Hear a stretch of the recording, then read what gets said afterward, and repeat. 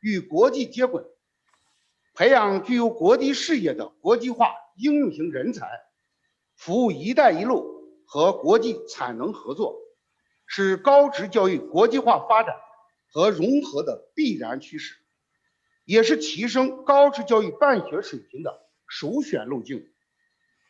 尤其是在新冠肺炎疫情、经济全球化、互联网加给高职教育带来机遇和挑战的大背景下，不断吸收和借鉴国际先进经验，探索新时代职业教育国际合作的新途径，是高职院校提升办学质量的必由之路。近年来，我校大力实施教师和学生的国际化培养，加快推进国外优质教育资源引进，国内优质教育资源的输出，拓宽海外办学路径，扩大留学生教育规模。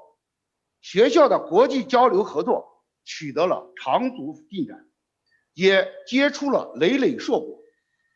学校与21个国家、近100家国境外教育机构企业建立了合作关系，积极组织开展了师生交流学习、教师访学研读、创新创业教育、学术科研合作、学生联合培养、国际技能大赛、海外办学试点、一带一路教育援助等近60多个项目。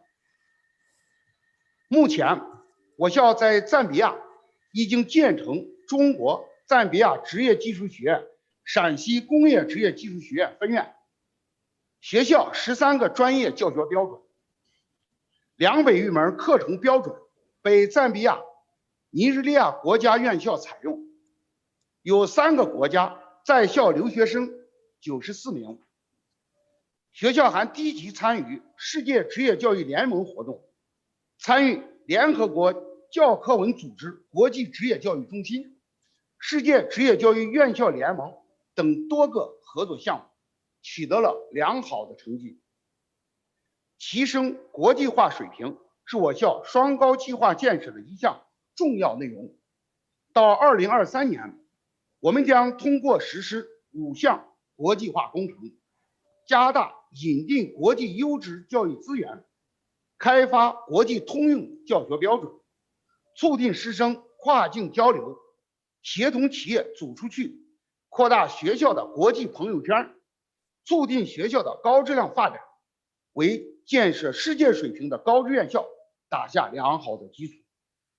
构建现代职业教育国际论坛，是我校在建校70周年之际，与新西兰毛利大学联合举办的一场国际学术会议。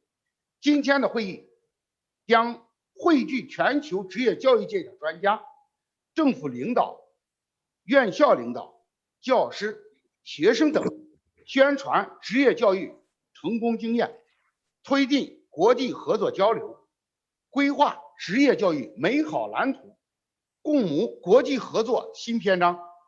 我相信本次论坛一定能够促进中外职业教育的思想碰撞，形成共识，产生共鸣，达成共愿，同频共振，互惠双赢。最后，预祝本次会议取得圆满成功，祝各位领导、专家、朋友工作顺利，身体健康，生活愉快。谢谢大家。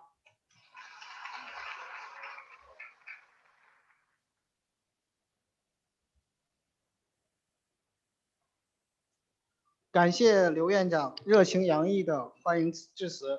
下面我们有请陕西省教育厅对外合作与交流处处长文通先生致辞，大家欢迎。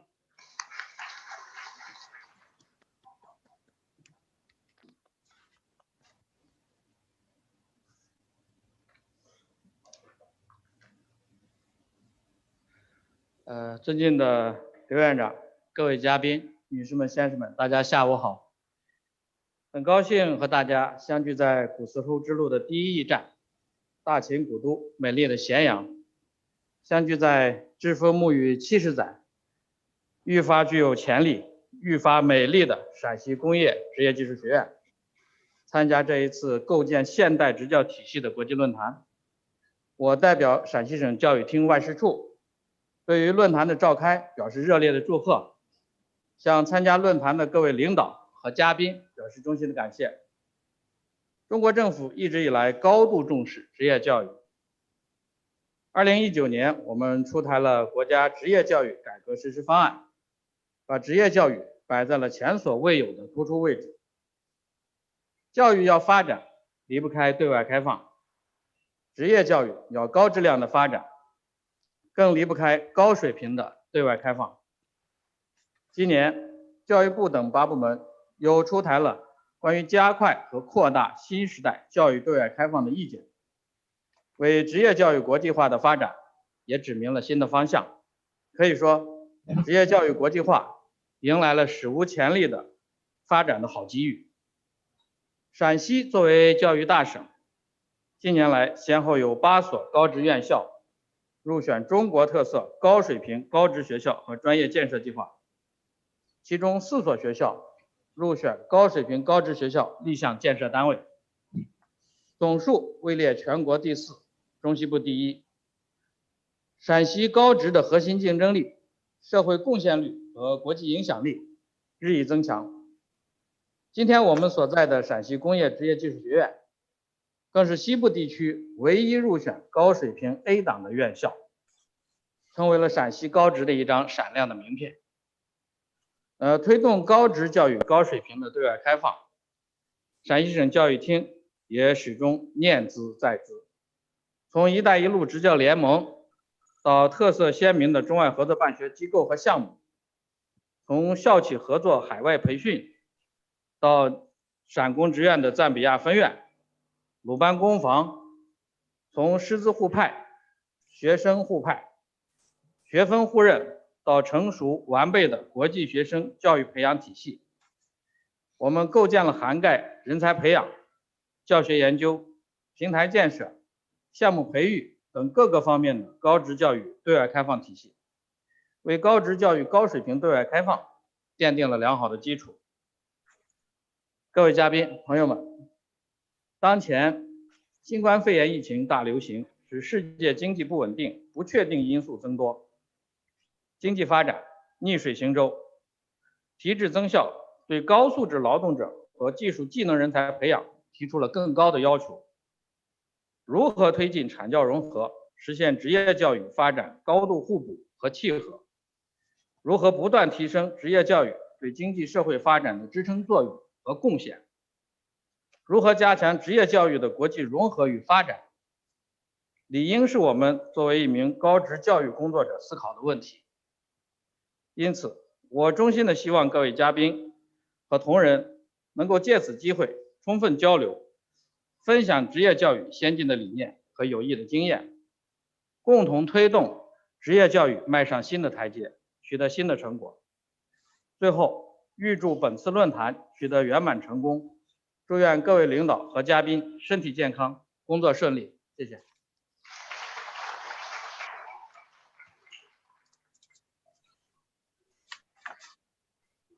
感谢文通处长。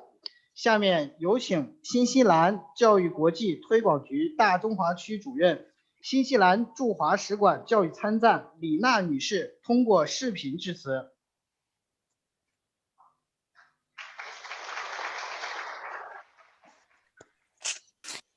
Distinguished Mr. Win Tong, Director of the Division for International Cooperation and Exchange of the Education Department for Shanxi Provisional Government, Distinguished Mr. Liu Baomian, Deputy Director for the Central Institute for Vocational and Technical Education, and Professor Liu Yongliang, President of Shanxi Polytechnic Institute. 尊敬的各位女士们、先生们，大家好。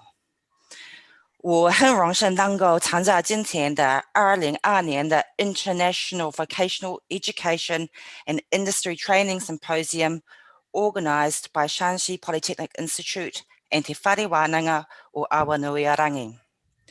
我是新西兰驻华大使馆教育参赞李娜。说得很好。2020 has been a year of both innovation and reflection. Two concepts have been at the top of my mind over the past 10 months. The first being the Chinese word weiji, meaning crisis. This can be translated into English as danger and opportunity. And I'm sure that you have all heard this being used regularly over 2020 as well. But with danger, there comes opportunity.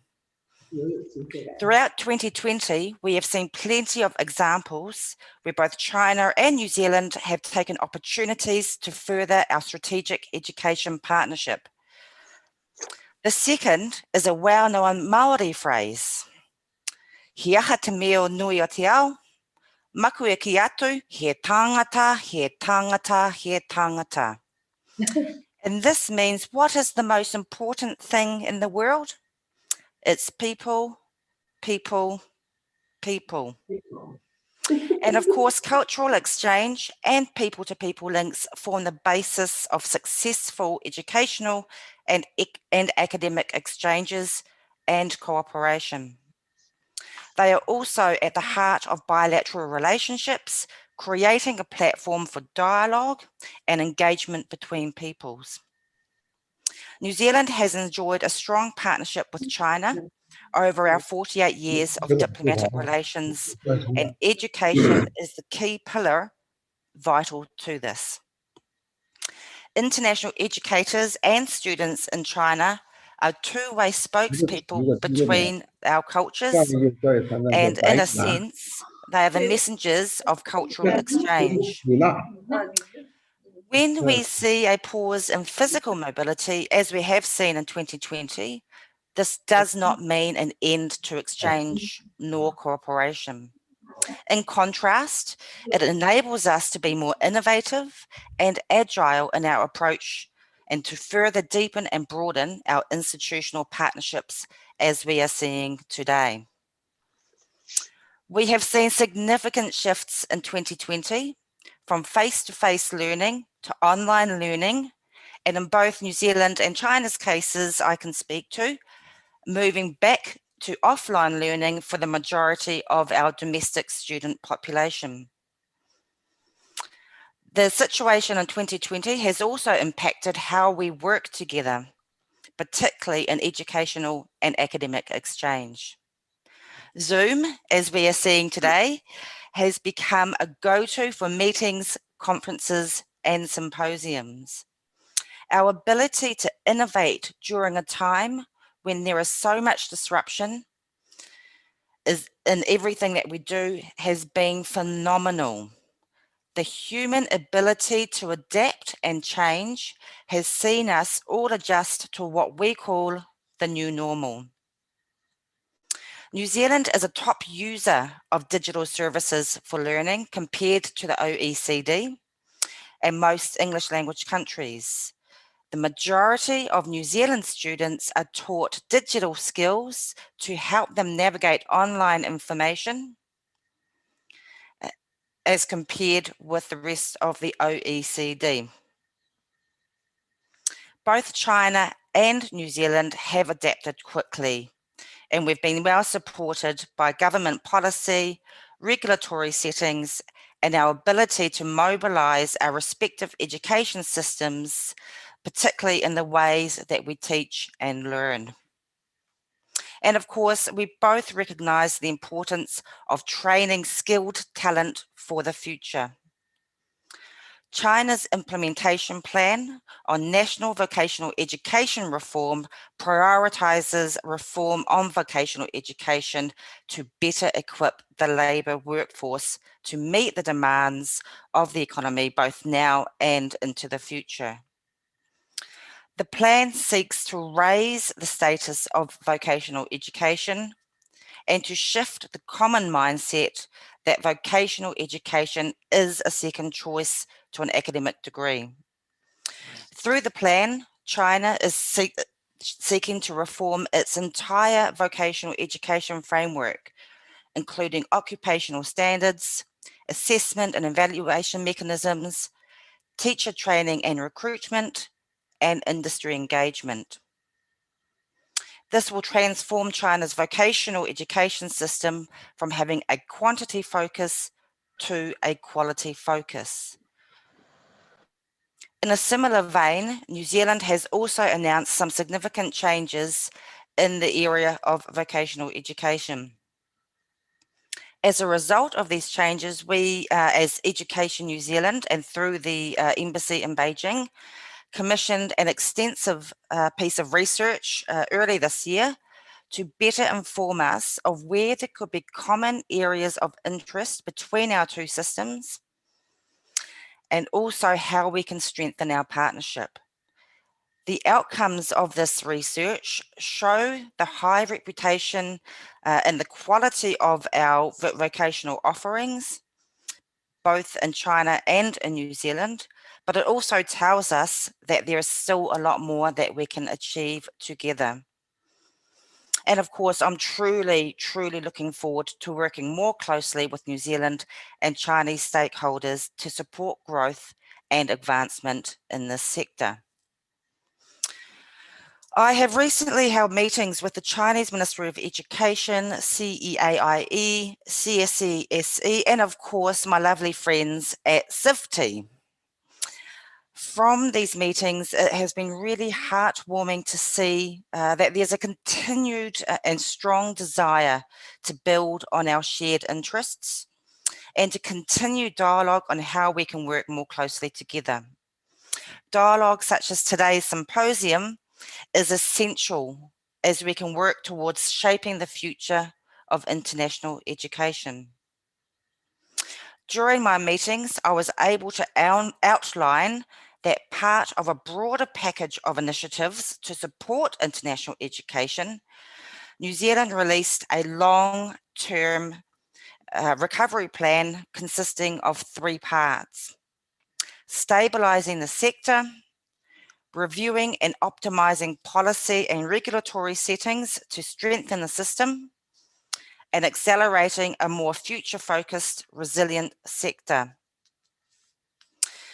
The recovery plan will be led by the Ministry of Education and Education New Zealand together, and it includes a $51.6 million investment earmarked to build a positive future for international education, therefore benefiting institutions and international students.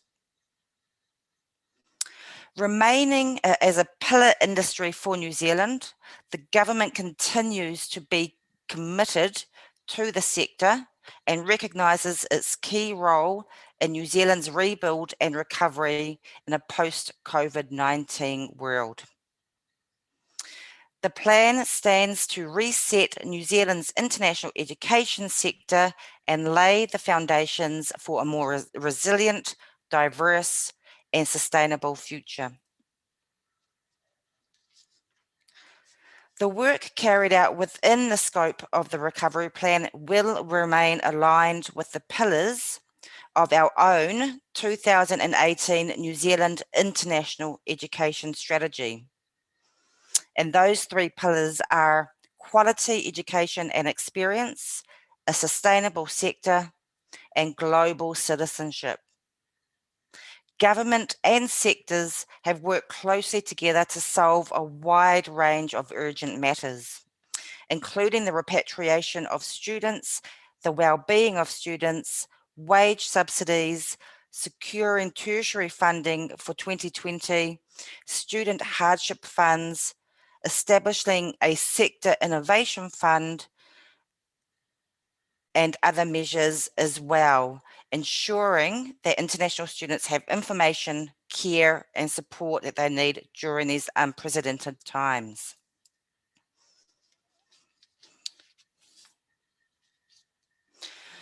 最后呢，我想预祝大家，不好意思，最后呢，我想预祝大会圆满成功。不好意思，我的中文也不是很好的。And of course, to repeat my Maori 语 proverb earlier, 蒙着也说，天时不如地利，地利不如人和。Again, what is the most important thing in the world? It is people, people, people. Last but not least, I would like to also express my gratitude and my thanks to Professor Clayton from Te Whare Wānanga o Awanuiarangi, an institution close to my hometown back in New Zealand. I wish you all the success for today and appreciate you reaching out and giving me this opportunity to speak to everybody. 谢谢大家. Close to my hometown back in New Zealand. I wish you all the success for today and appreciate you reaching out and giving me this opportunity to speak to everybody. 谢谢大家. Close to my hometown back in New Zealand.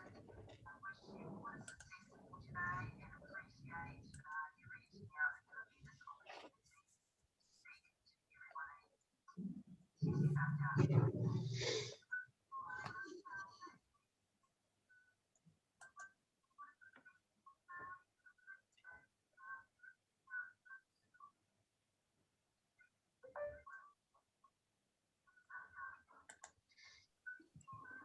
下面我们有请教育部职业技术教育中心研究所副所长刘宝明先生通过视频致辞，大家欢迎。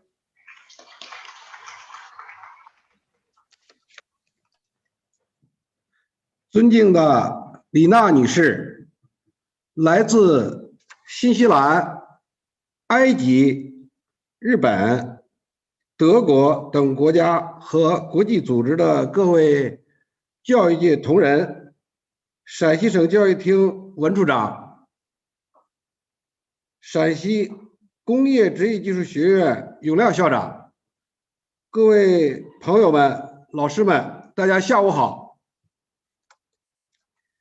很荣幸在线上参加2020构建现代职教体系国际论坛，并代表教育部职业技术教育中心研究所致辞。本次论坛是在全球经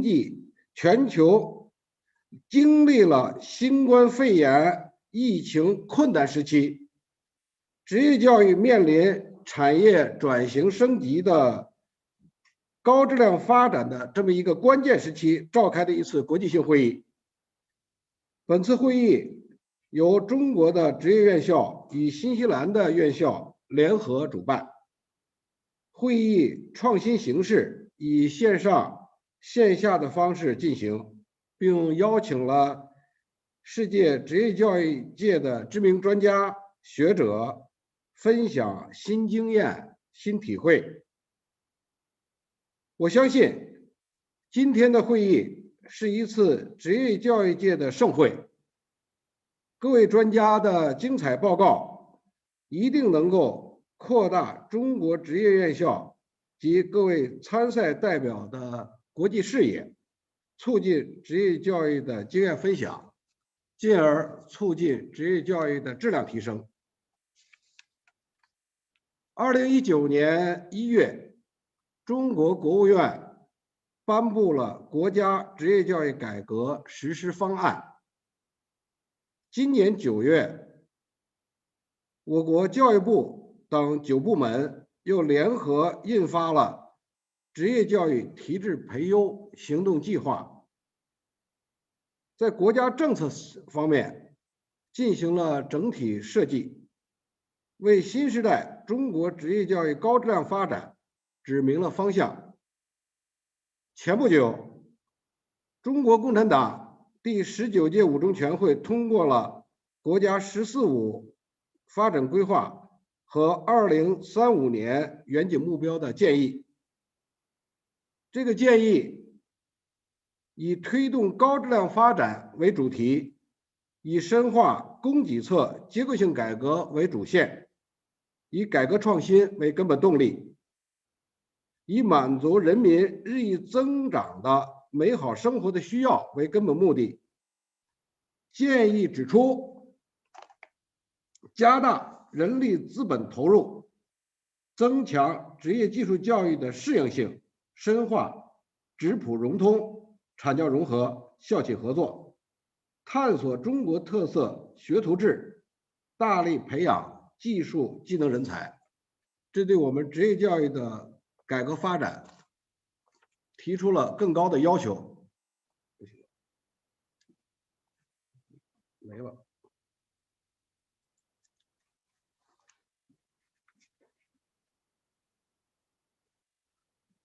作为与经济社会发展联系最紧密的类型教育，职业教育的改革方向就是加快完善现代职业教育体系，推进职业教育现代化，迅速提升人才培养质量和服务水平，为促进经济高质量发展，提高我们国家的国际竞争力，提供更多的、更好的技术技能人才。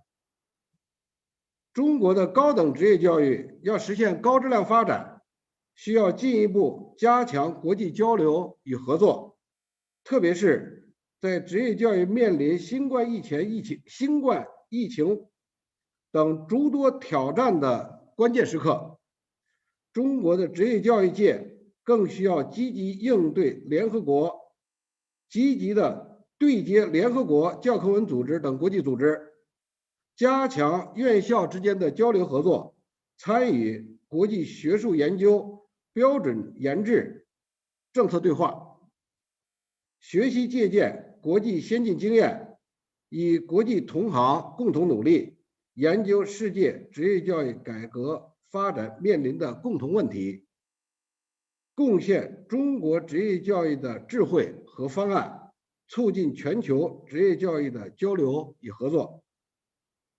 陕西工业职业技术学院是中国特色高水平的职业院校，刚才文处长也介绍了，是双高校里边的最棒的。学校历来重视国际交流与合作，近年来与新西兰、德国等国家开展了一系列的务实的合作项目，取得了骄人的成绩。学校还积极参与世界职业院校联盟、联合国教科文组织等多个合作项目，为世界职业教育的发展做出了贡献。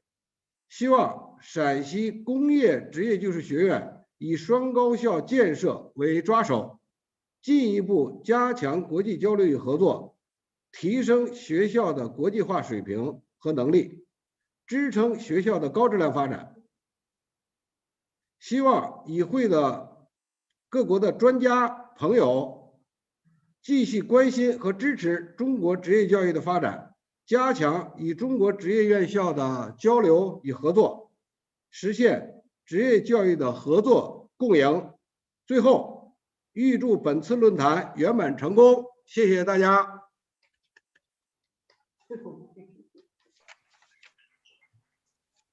谢谢刘所长。下面我们进行会议主旨发言阶段。首先，我们有请约翰·克莱顿博士做主旨发言。约翰·克莱顿教授是新西兰毛利大学自主创新研究所教授，他在专业课程的国际化设计、评价以及资格认证方面具有丰富的经验。他今天交流的题目是联合国教科文组织2030年教育框架、终身学习和微证书。下面我们掌声欢迎约翰·克莱顿博士交流发言。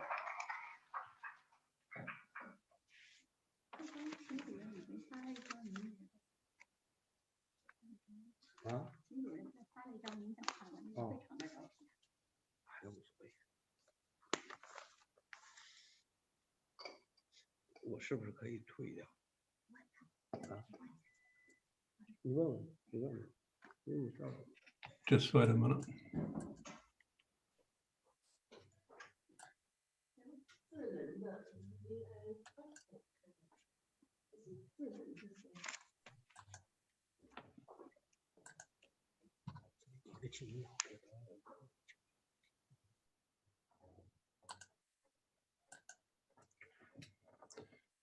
So, what I'm going to be discussing is the UNESCO Education Framework 2030 and lifelong learning and micro-credentials.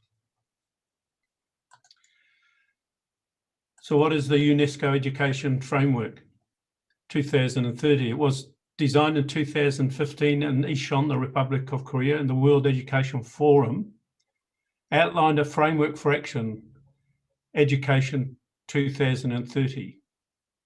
This framework shifted the focus from previous concentration on access to education, access for all, to paying attention to whether all learners are acquiring the relevant skills and knowledge and attitudes to participate in the global world. You will see on the left-hand side there is a QR code to the actual Incheon Declaration and Education 2030 framework. The Education 2030 framework is underpinned by the Sustainable Development Goal number 4. The critical enabler ensures that inclusive and equitable quality education and promote lifelong opportunities for all. SG4 indicates a framework from a shift in focus from an input-driven model to an outcomes-based system, ensuring participants have a solid foundation of TVET skills and knowledge. Within the strategic development goals number 4, there are strategic approaches, and strategic approach 23 is for the promotion of lifelong learning. And this requires the provision of multiple and flexible learning pathways and entry points and re-entry points at all stages and all educational levels. It wants to strengthen the links between formal and non-formal structures and the recognition, validation, and accreditation of knowledge and skills and competencies acquired through non-formal and informal education.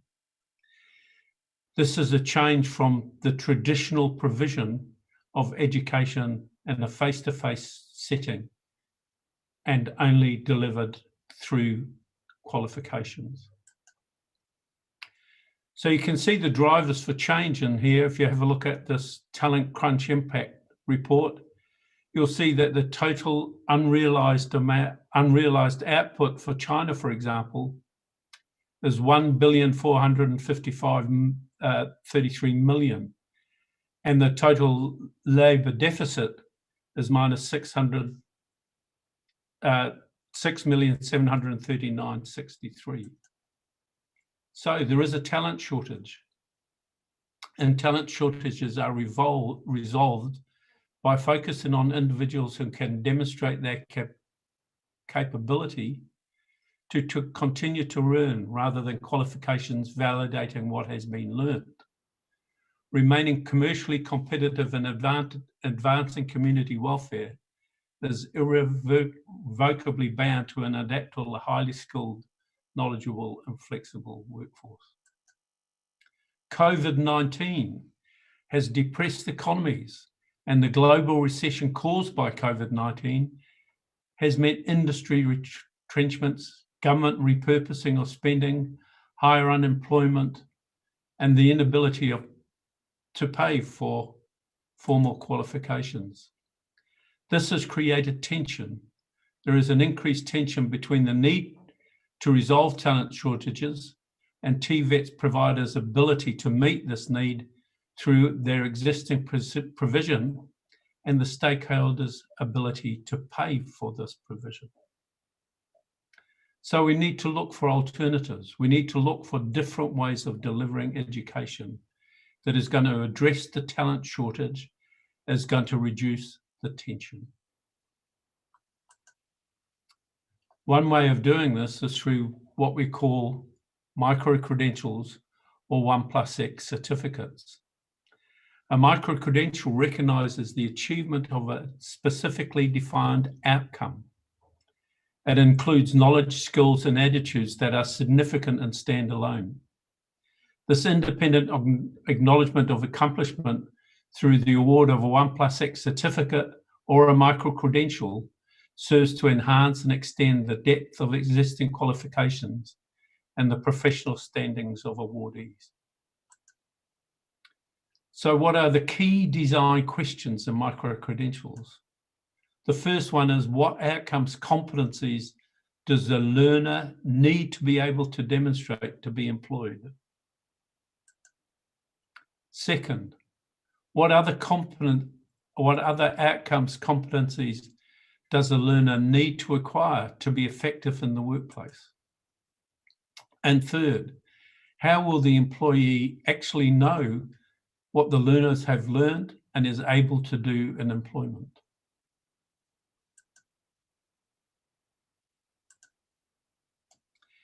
We can identify these competencies as discipline-specific competencies. These are the core competencies required for the learner to carry out a workplace task. We have the transferable competencies.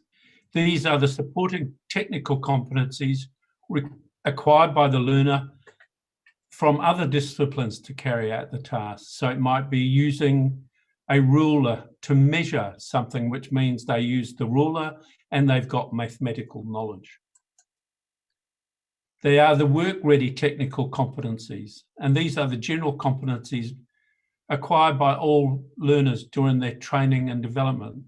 These technical competencies are working safely in the workshop. And then there are the work-ready personal competencies, and these are the non-technical competencies required by all disciplines during their training and development. And these are things like being on time, being dressed correctly, being polite, communicating well. What we want to do is create a graduate that is work ready and has high value and is very autonomous. That means they can do things without constant supervision. This brings a particular learning design feature where you can see we go from the learning through formal courses, then learning from industry manuals and handbooks, and they are what we call the formal learning. But then we've also got the informal learning, learning through interaction with their peers, teams, and groups, and learning as part of their daily workplace experience. This means that as we design micro-credentials, we should incorporate formal and informal activities, learner-focused and teacher-facilitated events, authentic industry practices, self and peer review of learning tasks, and review of the evidence produced. This then brings the micro-credential to have value, and value creates motivation. If people value what is going on, they are motivated to complete and to be successful. And there is cultural value, there's government value that they get a highly skilled workforce. There is the individual value that they get employment. There is the institutional value that they get an higher institutional plan. And there is industry value because the industry will get a return on investment. But micro-credentials are more than this. What we have to look for is strategic development goal number 4 talks about culture, credits, and technology. What we do know is that current curricula are based on Eurocentric design approaches that lead to the erosion of the learner's cultural self, that set of values, rules of behavior, ways of knowing, ways of engaging that shape and influences the way they act. They are actually disengaging. SDG 4 acknowledges that education facilitates intercultural dialogue, fosters respect for culture and religion, and diversity, which are vital for achieving social cohesion and justice.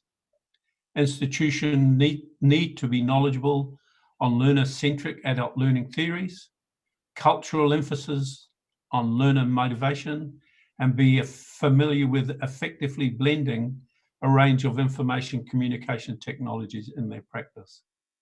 This enables the provision of a multiple, lifelong, flexible learning pathways. What we are seeing is we've got this multilingual education through mother tongue based. And there is a little link there to that article about humanizing education. So it's important that mother tongue based educational practices do take place because they engage the learner. So what we've been doing is undertaking some key research in this area, and I'm just going to explain some key research work themes. The first one is self-efficacy and motivational design, and Te Whare Wānanga o Awanuarangi, Tianjin City Vocational College and Shanxi Polytechnic Institute are collaborating on research, investigating first how learners' cultural self, that set of values, rules of behaviour, ways of knowing and engaging, shape and influence the way they learn. And second, the concept of work readiness, understanding of authentic industry practice and application in the workplace.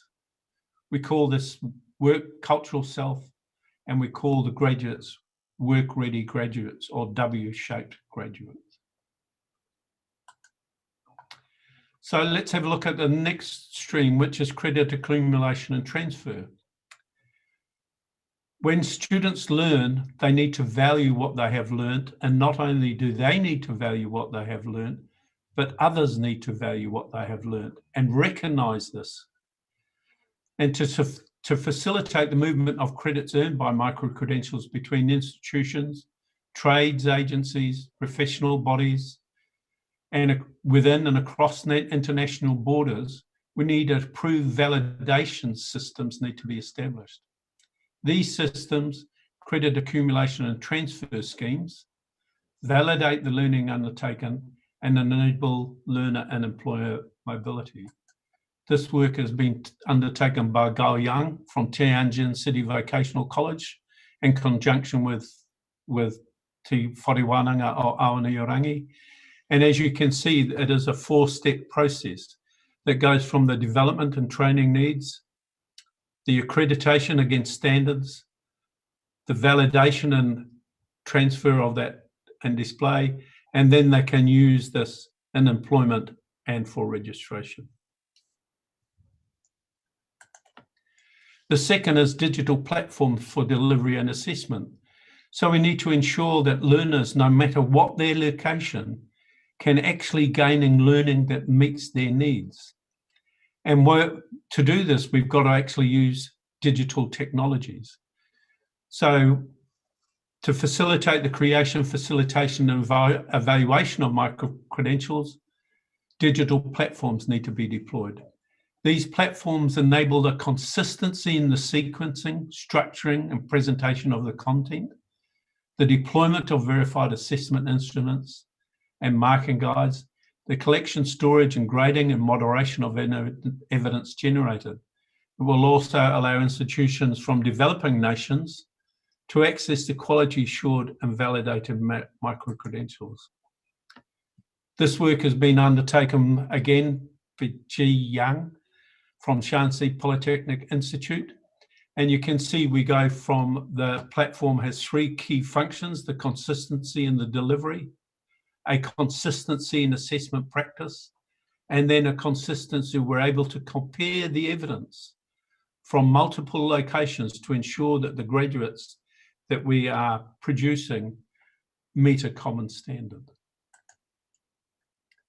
So the research aims and focus are obviously to ensure inclusive and equitable quality education and promote lifelong learning opportunities for all, SDG 4. What we're hoping this will do is reduce the skills gaps by delivering the right skills to the right people at the right time. It will enable greater consistency in skills, programs, modules, and credentials offered. Employers will quickly address talent shortages by ICT-facilitated vocational education. Learn in supportive environments.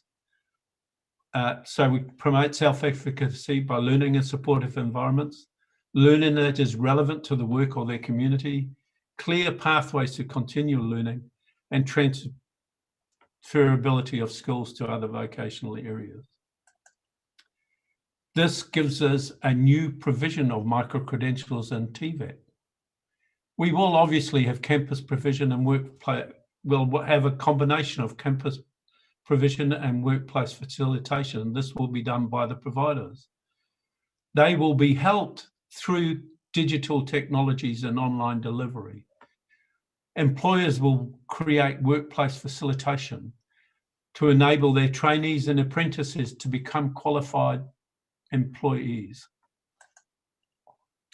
So there'll be a recognition of training through traditional certificates, diplomas, and innovative recognition through micro-credentials. There'll be an increased focus on recognition and credentialing of workplace learning, that is apprenticeships and advanced trade skills. This is the cultural self-work ready graduate, and this will be facilitated by credit accumulation and transfer systems and digital platforms. Thank you. And I don't know if I've got any time for questions.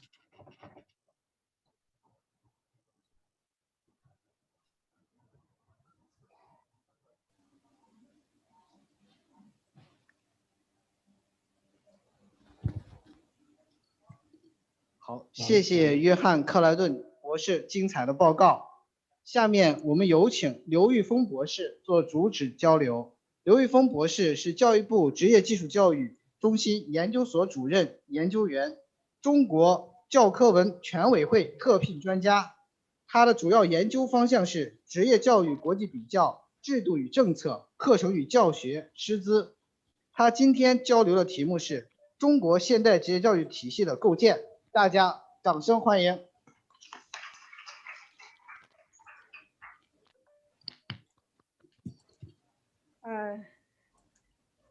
尊敬的永亮校长、文通处长、李娜参赞、宝明所长，各位朋友，大家下午好。很高兴有机会出席咱们陕西公职院举办的现代职教体系构建国际论坛。因为今天我想，刚才咱们主持人说了，这一次论坛绝大部分咱们的参与者是通过线上，是国际专家，所以我想今天下午我的发言主要用英语，好吧？Distinguished guests, good afternoon. I'm so glad to be here to give you a brief introduction about Chinese, the construction of technical education system. And maybe as you know, in year 2010, Chinese government put forward, next slide. Can I control by myself? Okay.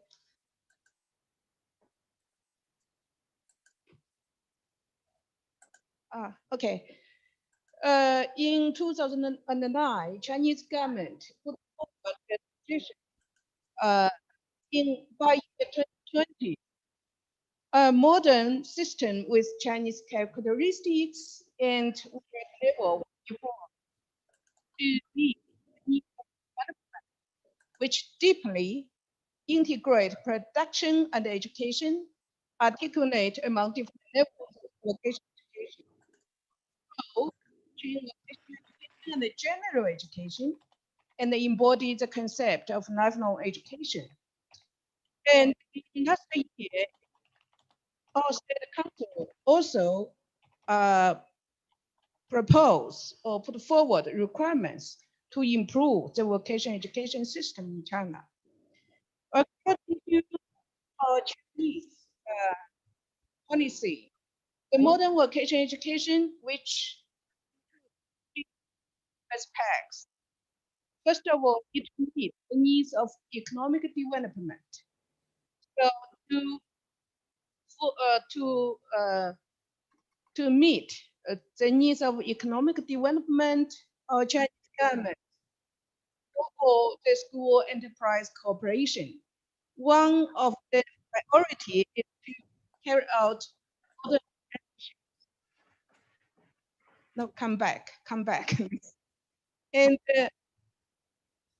then the second aspect meet the development needs of learners, which relate to lifelong education.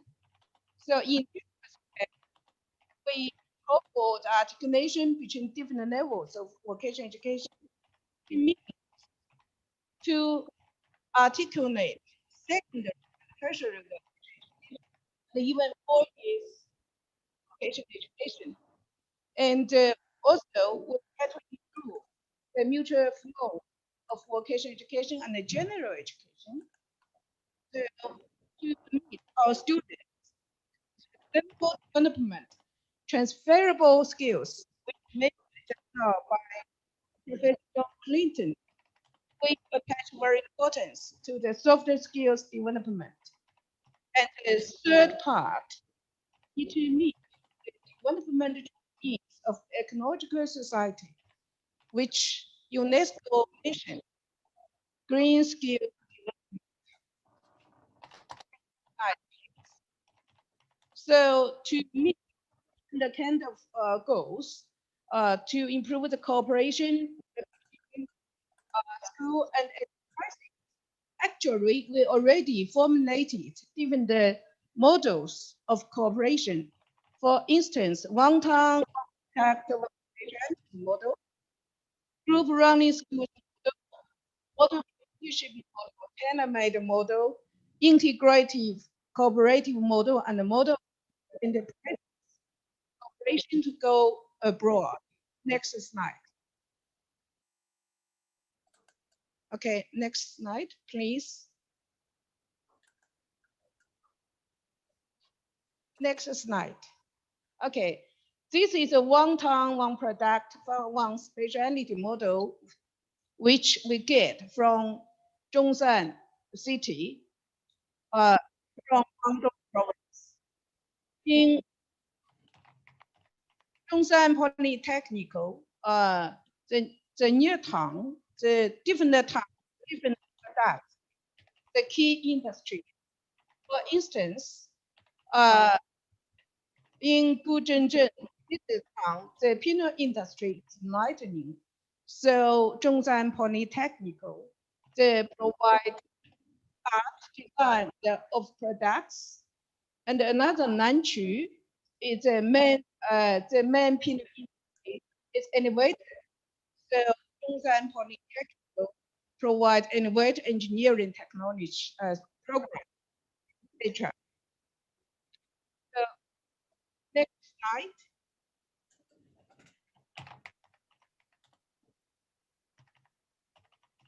Okay, next slide. For vocational education groups is one of Chinese model. We know vocational education will need enough, a lot of resources. Different these people come from different industries. How to resolve this problem?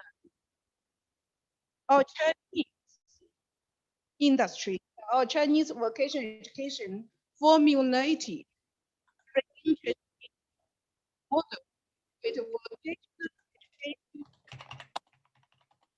Actually, vocational education group is one kind of cooperation platform. It's a one kind of communication, and also it could play the role of this platform. So different organizations, such as the secondary vocational education and high vocational education, industries, and enterprises, work together to share the same responsibility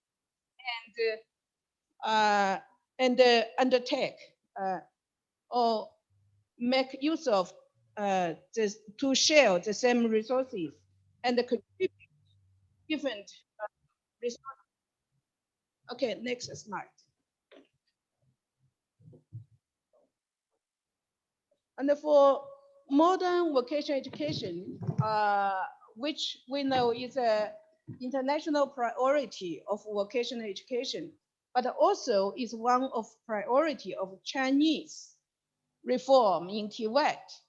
From this, I just mentioned several very important documents which issued by Ministry of Education in 2014, Ministry of Human Resource and Social Security in 2015, and 16 and 2016 issued by the State National Development and Reform Commission, and finally issued a state. All these documents which put forward the pattern of modern apprenticeships in China. Now, if you come to China, our international Chinese experiences, many of our Tibet institutes will tell you they carried out modern apprenticeships in the institutes. Next slide.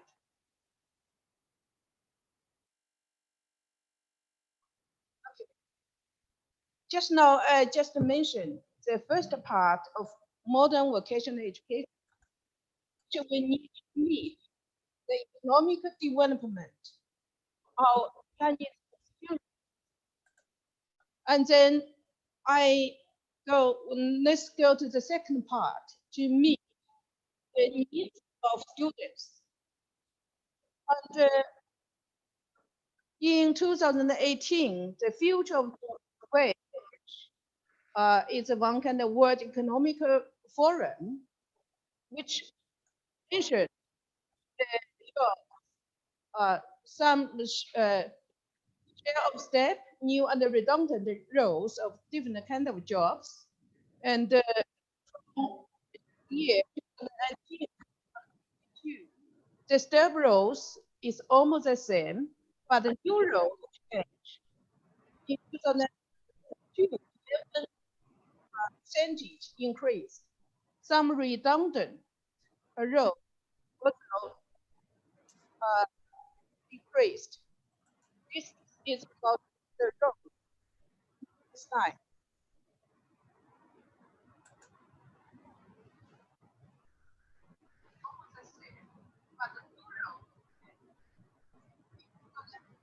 Next slide, please. And with times, our job changed quite a lot. So the occupational jobs forward given skills, but it also come from the same. Some in year 2018, some of the skills mainly focus on analytical thinking and innovation, and some skills naive, but some are have more and more importance. So how do you adapt our students to meet this kind of skills? Next slide. We also know some of the international organizations advocate competence development. This competency we could call it key competencies or transferable competencies. For instance, EU, European Union, go for the cultivation of key competencies. Go for employability. World Economic Forum, they call for human skills, and the UNICEF, they call it genetic skills. Of course, some other countries, such as Germany, Australia, USA, Canada, etc., they also have very important skills. For instance, let's take Australia, for instance. In Australia, the AV each training packages have the components of employability skills, which would communication, teamwork, problem solving, and etc.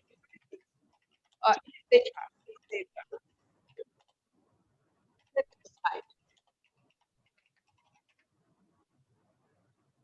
And actually, in China, we start Ministry of Human Resource and Social Security will issue new occupational information. This is the new name list of new occupation issued by our Ministry of Human Resources. For instance, information security tester, community health assistant, blockchain application operator, etc., etc. Okay, next slide. Okay. And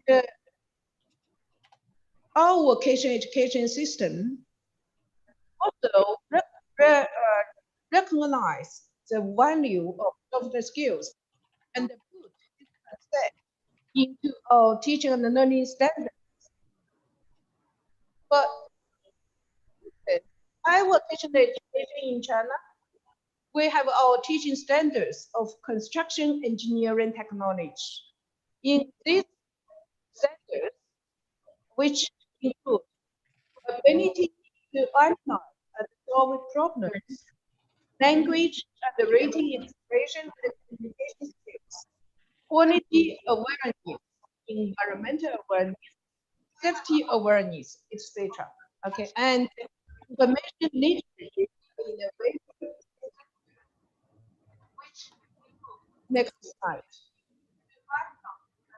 But how to put it into practice?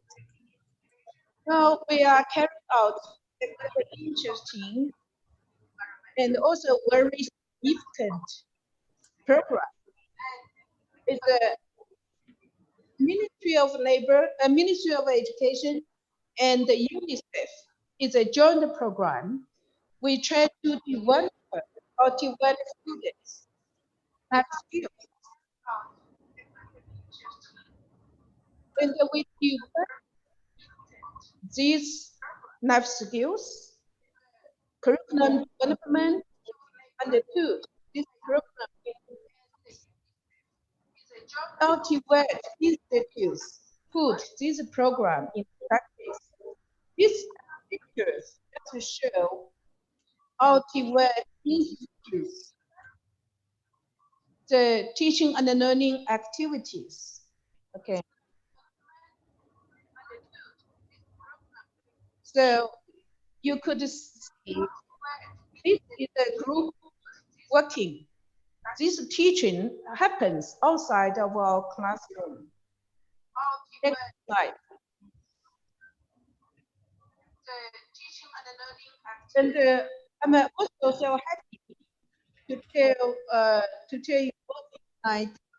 Yesterday, we just have a seminar to train our teachers to share our program experiences in Jiangsu. And these teachers are members of our program. We ask our teacher to train other teachers how to develop the life skills of students. And after the training, students in the process of the training, we use role play. And after the training, our teachers will provide some comments how to improve the outcome of this kind of training. Okay.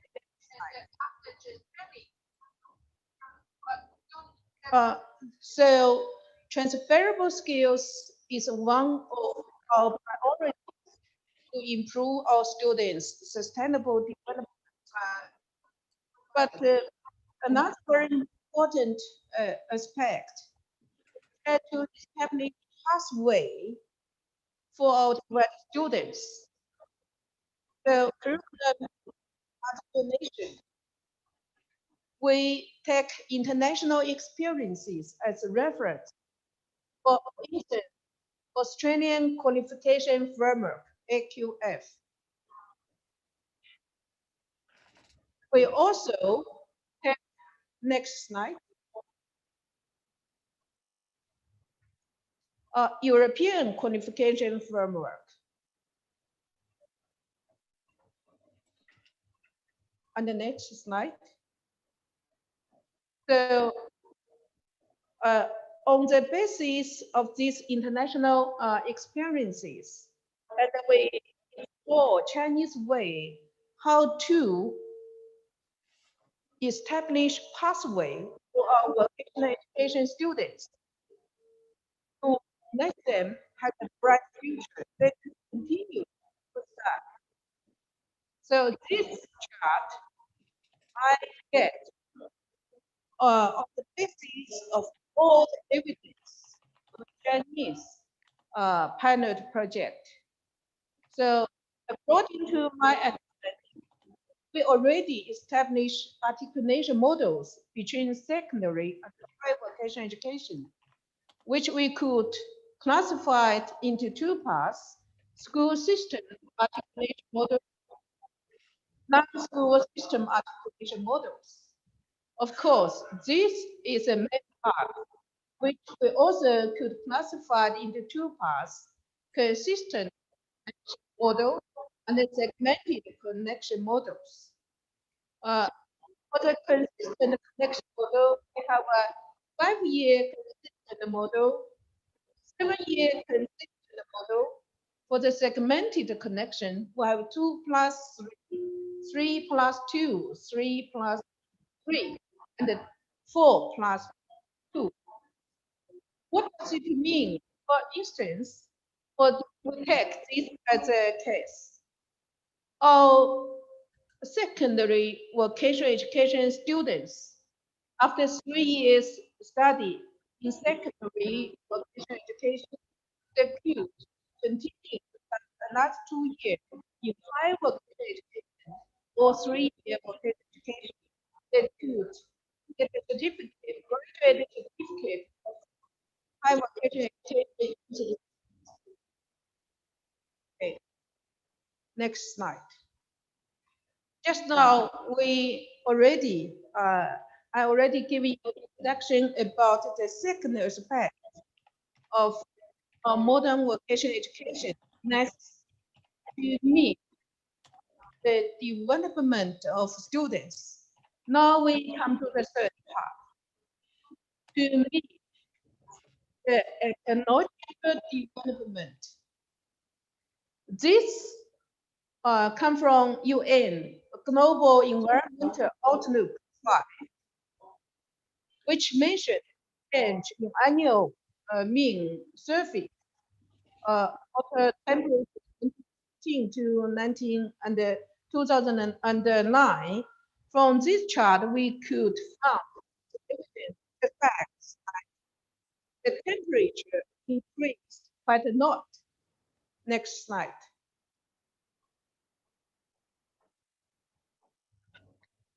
So we channel the water from environment, or pollution, air pollution, for instance. This Chinese only environment 2018. From this to year 2018, the air reached the standards just more than 1/3. But the next, exceed the standards, the air days or the cities, more than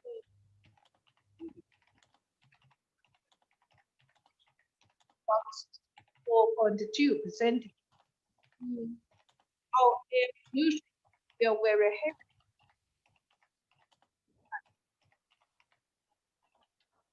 Well, green is very important. green skills development actually is a sustainable development skills. Refers to the skills, knowledge, and attitude for growth and promote sustainable development, economy and the environment. According to our research, the green skills include two parts. One belong to genetic, another belong to specialty skills. Next slide. Actually, the community are concerned about,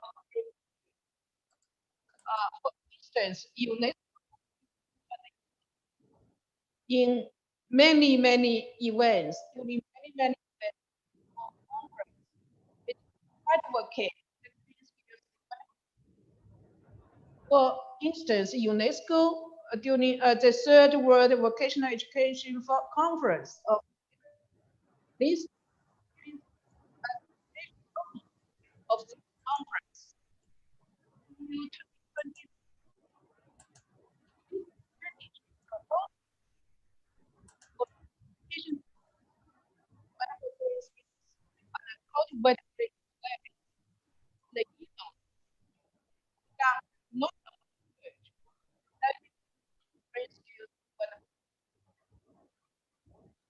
In some other many countries, Australia, Canada, Germany,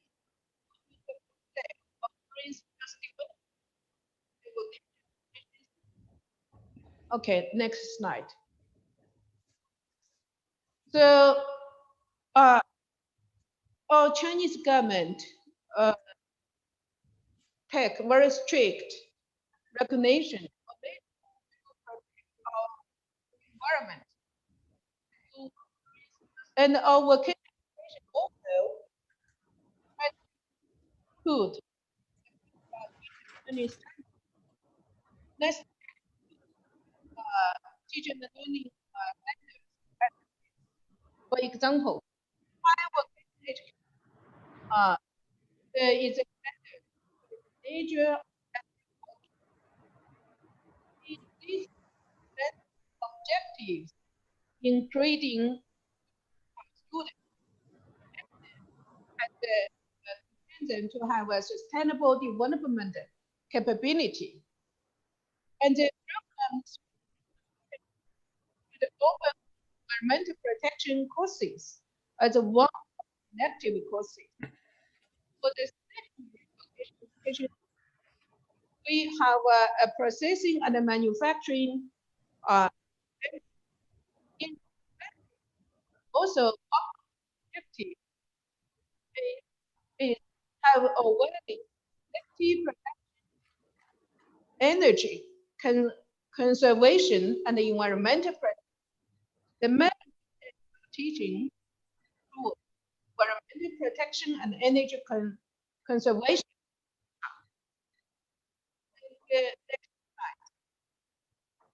So we are also so happy. We already finished systematic design of green skills development in West. And we, after do a survey, we already put forward general list of green skills. And many of our institutions already the green skills name generic list into the curriculum, the reform and development of teaching. Next slide. And as our wife Mr. Newcomb of the Cape already forward on formulating the 14th five-year plan for national economic the long-term goals for 2035. for education. From here, we found documents proposed to build a high quality education system. Requirements pay attention to the physical and mental health education of teenagers, strengthen the ability of vocational and technical education, and to deepen the integration of vocational and general education with enterprise cooperation for apprenticeship with characteristics and technical and they improved the lifelong learning system and they built a learning society. These documents also provide guidance for the future development of modern vocational education system. Next slide. Okay, now let's come to our conclusion. Let's say, according to my understanding, Chinese modern system has gone through the first the needs of economic development. Then we come to meet the needs of learners. And better, we come to not only meet the two above content, but also we need multiple organization modern education from vertical learning and experience. Now, we learn international experiences. Meanwhile, we constantly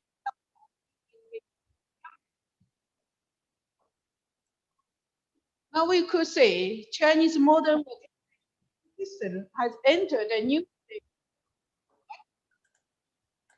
Summarize the experience of vocational education. Line with we are waiting to share with the international community to make our life and our society more sustainable and more beautiful. Thank you. Thank you all.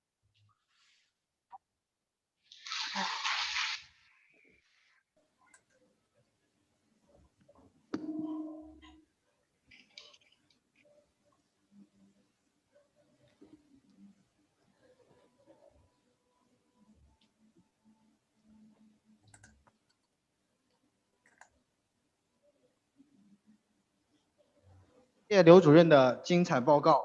下面我们有请哈迈德·哈萨宁博士做主旨发言。哈迈德·哈萨宁博士是埃及阿勒旺大学技术与职业教育学院教授，他曾担任埃及教育部副部长，分管职业教育工作。他的交流题目是“未来的工作与职业教育需要改变，但不必惊慌”。大家欢迎。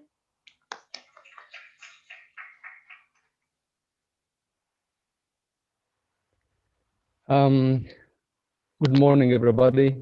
Good afternoon, good evening for those who are in New Zealand, maybe. I would like to thank everybody who invited me to this event, and also to the technological team who made it possible for us to gather from everywhere in the world. In fact, I will talk today about the future of jobs and TVET, the necessity for paradigm shift, but no panic. Global, African, and regional perspective. I will start with in the speech with some motivations for the paradigm shift, some facts, trends, and necessary intervention. Is the presentation okay? Are you seeing it everywhere in the? No? Is it okay? Yes, Okay. I can see it. Everything's good. Sure, good. Thank you, John. Okay, talking about the motivation for the paradigm shift and the future of TVET. We have some global motivations. We'll start with the major technological disruption, the 4IR, the fourth industrial revolution, and digital age. This is the first motivation. And the second one is an environmental disruption worldwide, global warming and green economy. The political disruption, conflicts, and people displacement, ever increasing unemployment rate due to the skills mismatch. The fifth one is the need for the Middle East and North Africa region states to produce technology rather than just importing it. The low image of TVET students and graduates in the MENA region states. And last but not least, like what Miranda was talking about and everybody was talking about now, the COVID-19 era and beyond. These are the motivations for the paradigm shift. Now I will go to the global African and regional employment and youth facts and numbers. Worldwide, we have some 5.7 billion people who are in the working age. 3.3 billion out of them are employed already, and 2 million outside of the extended labor force.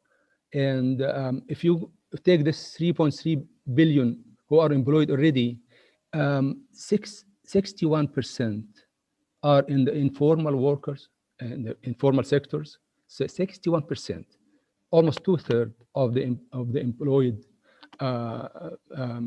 population are in the informal sector, and just 39% are in the formal workers, are formal workers or are in the formal sector of economy. If you go to the upper circle here, 52% of those employed worldwide are waged and salaried workers. 34% own account and workers, so they are like self-employed or whatever.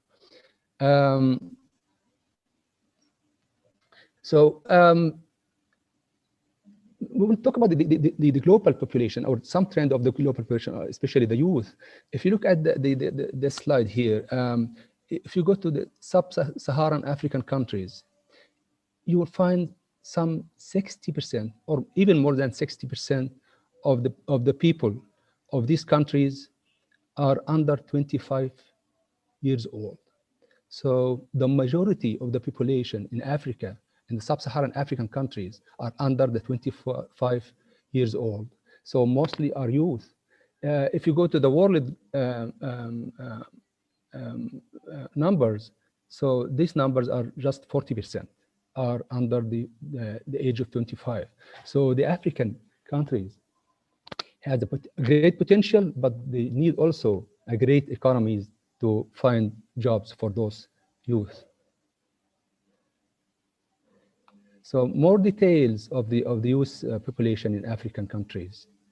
By the year 2030, there will be almost 300 million youth in the African countries who are under the age of 24, between the 15 and 24 years old. 300 million youth in African countries, in the sub-Saharan African countries. These numbers are slightly different in the North African countries. It accounts for some 50 million youth by the year 2030 in the North African countries, including Egypt and Algeria, and Tunisia and Morocco. So, and Libya, of course. So these are some facts about the global employment and youth population. So what about the global trends of the future of the jobs, skills, and education needs? Okay, everybody's talking about the fourth industrial revolution and the artificial intelligence and this major disruption in the employment history. But there is some research already, and I believe this research is, is quite right, because they say that it's not that black image. Everybody is feeling now from the fourth industrial revolution, and which that's why I have said in the title that no panic is needed, actually, because they found in this research that for only 14% of the jobs will be lost due to the fourth industrial revolution and the digital age. 32% will need to be transformed, and some 54% will continue business as usual. But still, also they will need also to be ICT literate. So we don't have to leave them business as usual for even if they are not going to transform it, or even they are going to lose their jobs. So and also in this research, many workers do not have the right skill. They found that many workers do not have the right skills for the new jobs. 6 out of each 10 workers, they do not have the ICT skills worldwide. This research in the OECD countries, so the 36 countries, they form the OECD countries. Very important number here. In the year 1980, there were only 20% of the OECD countries people who were over the 64 years old. In the year 2015, this 20% goes to 28%. But by the year 2050, those numbers will jump to 53%. So 53% of the population of the OECD countries will be over 64 years old. This is a big issue here for these countries, and when so they for sure they will need some people to come from somewhere in the world to take the jobs, to replace those 53% by the year 2050. If you go to the distribution of employment by aggregate sectors, global and by country income group, between the 2 years 1991 and 2018, so some 30 years span.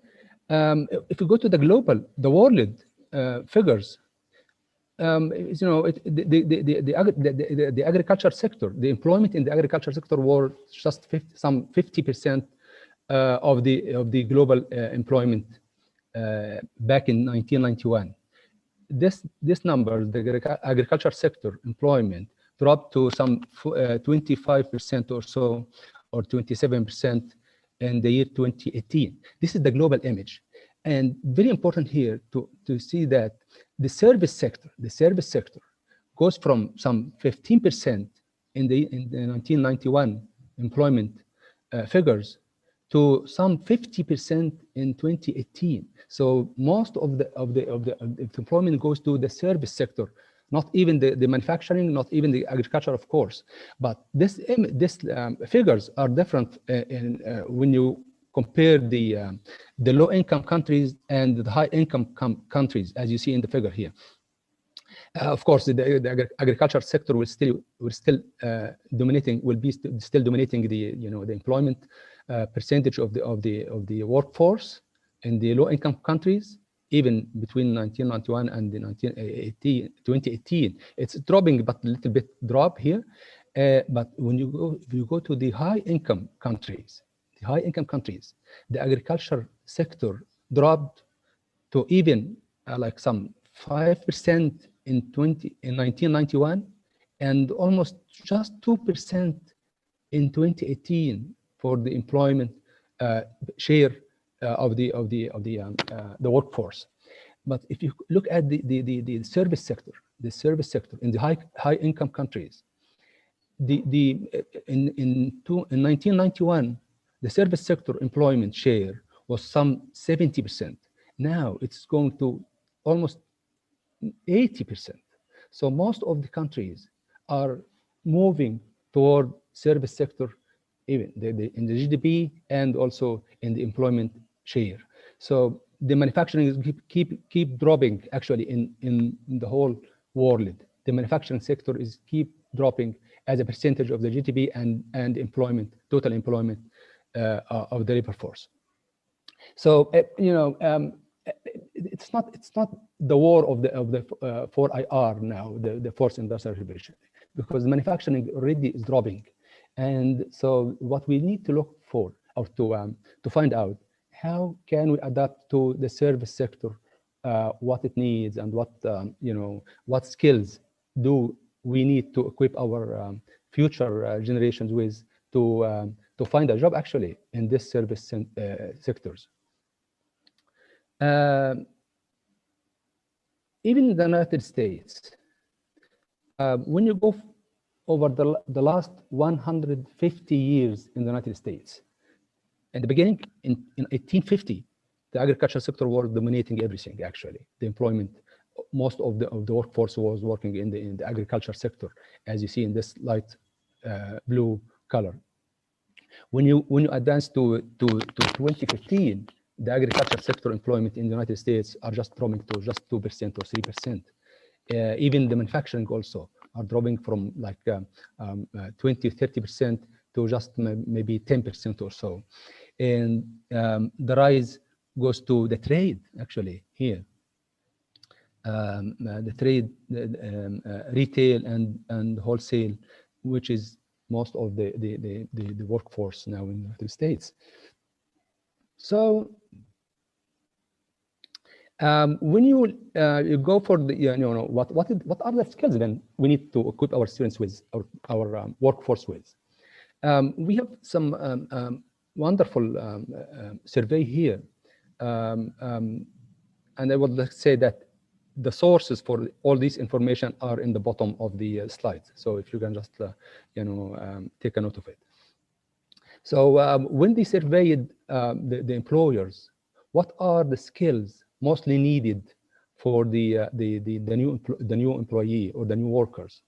They said they found that 86% goes to adaptability, 85% goes to problem solving skills, 81% goes to collaboration skills, 76% goes to emotional intelligence, 74% goes to creativity and innovation, 69% goes to leadership skills, 69% also goes to digital skills, 60% risk management skills, 53%, just 53% goes to STEM skills, which is science, technology, engineering, and math. And 50% goes to entrepreneurial skills. I think this little bit old because now I think entrepreneurship is going higher than this. And the same thing here in the other survey in 2020, the top 10 skills they found it: complex problem solving, critical thinking, creativity, people management, coordinating with others, emotional intelligence, judgment and decision making, service orientation, negotiation, and cognitive flexibility. So these are the kind of skills that are mostly needed now by the employers actually in the labor market. In the United States, they conducted a survey also here a couple of years ago. They found that lack of soft skills are representing 44% of the skills needed by the workplace. 54%. 22% goes for the technical skills. So the employers say that 44% of the new workforce are lacking the soft skills.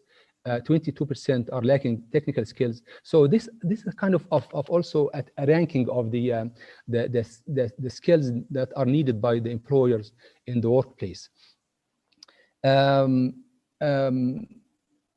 The importance of soft skills to your company. That was a question also for the companies. They said that 72% out of them say that soft skills as important as technical skills. 72% say that soft skills are important as the technical skills. 18% more say that it's more important than technical skills. So soft skills are more important. This is the 18% said that, and 10% said just no, it's not important than technical skills. So this also, I was following everybody who's talking before me. They were talking about the soft skills and the competencies and all these skills. So this more evidence that this is the future of education, the future of Tibet training, and the future of jobs actually, as we will see later on very soon. So what are the required intervention for the Tibet innovation? But remember, no panic. Although the adoption of technology worldwide are going very fast now than it was like 100 years ago. For example, when they invented the electricity, the world took just some 50 years to cope with the electricity, to get engaged. The telephone, it took like 35 years. Radio, it took 30 years. Television, it took some 27 years. The personal computer, it took some 15 years. Mobile phone, it took some 12 years. The World Wide Web, it took just 8 years or 7 years. The smartphones now, it took just 3 or 4 years to join the new technology. So the technology is moving fast, and people also are moving fast to adapt to the technology. But that does not mean that we need to hurry up or to rush into the technology into our education system. This is what I'm saying from the beginning. Yes, we need a paradigm shift, but no panic, because even talking about the industrial revolution and the artificial intelligence, the share of the ICT economy in the 10 most good economies in the ICT world, it accounts for just the share of the employment in the ICT to the global GDP of these countries. It accounts for just 3% and maximum of 9% in these countries. So it is not that huge number that we should fear of the industrial revolution or the artificial intelligence. No, we need to deal with it. Yes, we need to equip our students with the basic ICT, but no hurry, no panic, because we still have time to adapt to it. And the total image of the employment and future of work is not gonna change dramatically very soon, especially in the developing countries. It will take time.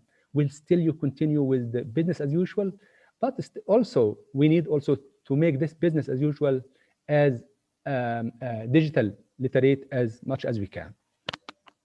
And this issue, this slide here, show the future or the most needed jobs in the United States. The green light is the most needed, and the red light is the less needed jobs. So if you can go through it, you will find it mostly business as usual jobs, doctors, engineers, and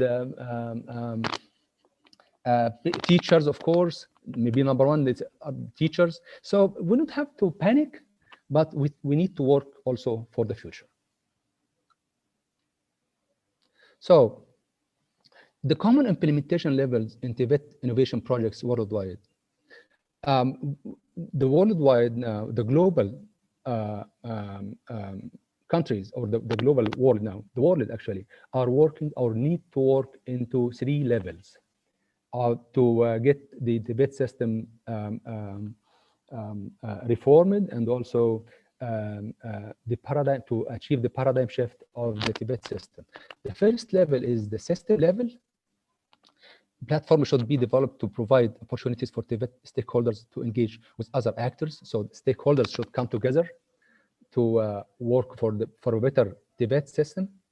The policy level, where the Tibet policies, strategies, and action plan has to to put forward in every and each country in the world, and the institution level, where the Tibet institution need to consider different innovative activities and approaches for Tibet provision. Some details about these 3 levels. You know, if you can look at the slide here, we still need the global countries or the world countries need to increase the share of the Tibet institutions into their education system. There's some countries, they have already 70% of their education system goes to Tibet system, but there are other countries less than 5% or 2% or so. So we need to increase the Tibet learning or the Tibet institutions into every country in the world. And the second thing is that the share of the work-based learning within the Tibet system in those countries are very different from one country to another. And some countries are having 100% of their Tibet system are work-based system, but most of them having some just 10% or even less than 10%. So we need also to increase the work-based share of the Tibet system worldwide. I think Melinda or somebody else was talking about the work-ready schools or the work-ready Tibet provision.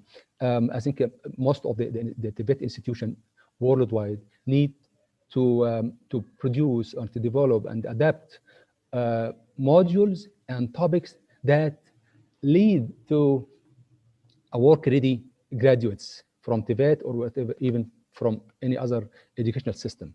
The work-ready modules that include personal development, interpersonal communications, work habits and conducts, leadership, safety and health at work, workers and employers' rights and responsibilities, financial fitness.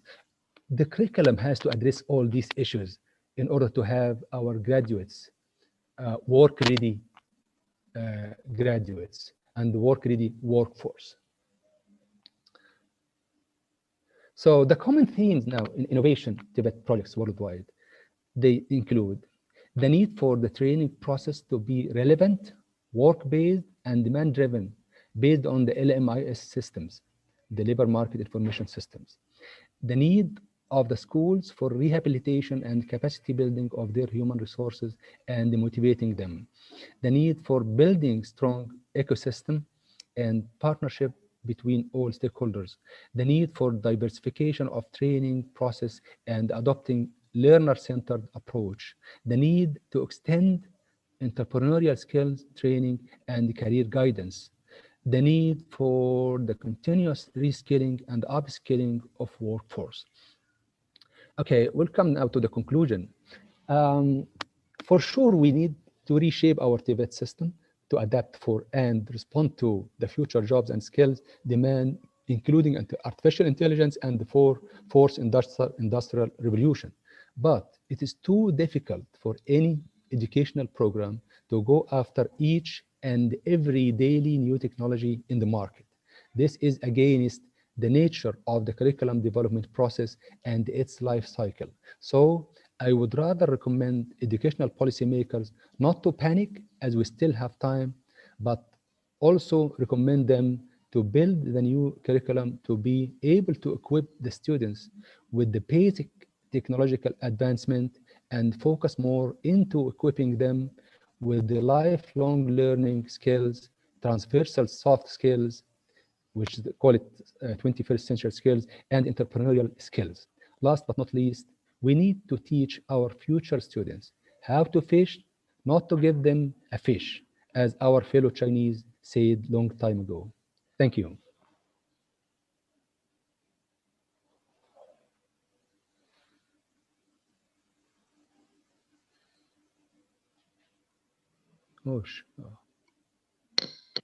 好，非常感谢哈迈德·哈萨宁博士的精彩报告。下面我们有请严田纯教授发言。岩田纯教授是日本岛根大学医学院医学英语教育学系教授，他的研究方向是英语教学和计算机辅助语言学习。他的交流题目是在线英语课程中的电子证书、学习设计与学生感知。大家欢迎。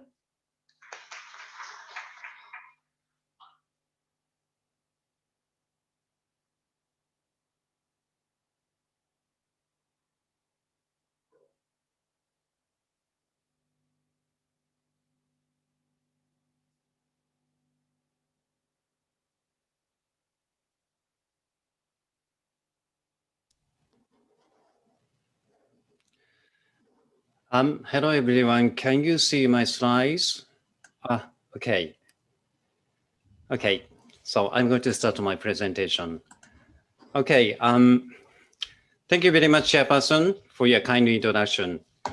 Can you hear me now? Can you hear me? Yes. Okay. Thank you very much, Chairperson, for your kind introduction. Hello. Kia ora. For your... You can begin, June. Okay. Thank you, John. Okay. Hello, kia ora. Kia ora. Kia ora. Ni hao. Yeah. Guten Morgen and konnichiwa. It's hello in Japanese. My name is Jun Iwata. I teach English for medicine and nursing at School of Medicine, Shimane University, which is located in western part of Japan. It is a great honor for me to be invited to this symposium today. I'm so happy to see my friends and colleagues in New Zealand, in China, and in other parts of the world. And I am so happy to see your audience at Shanxi Polytechnic Institute. I have been engaged in doing research on the use of ICT in my English lessons, and I'm using technology in my lessons. And currently, I'm doing research on using digital badges in my online medical English courses. Today, I'd like to share with you my research results on the use of digital badges in one of English lessons I created for my medical students at my university.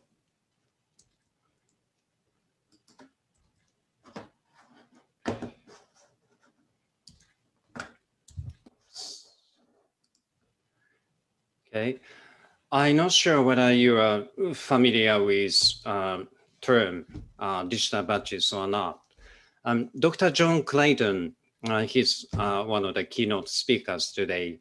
I have been working on collaborative research with him for the past 15 years, and he's a mentor of my research. He defines digital badges as valid indicators of accomplishment, skill, knowledge, or interest. He says digital badges provide learners with a broader picture of learning achievements, and they also allow learners to demonstrate their learning achievements through the display of endorsed digital badge collections.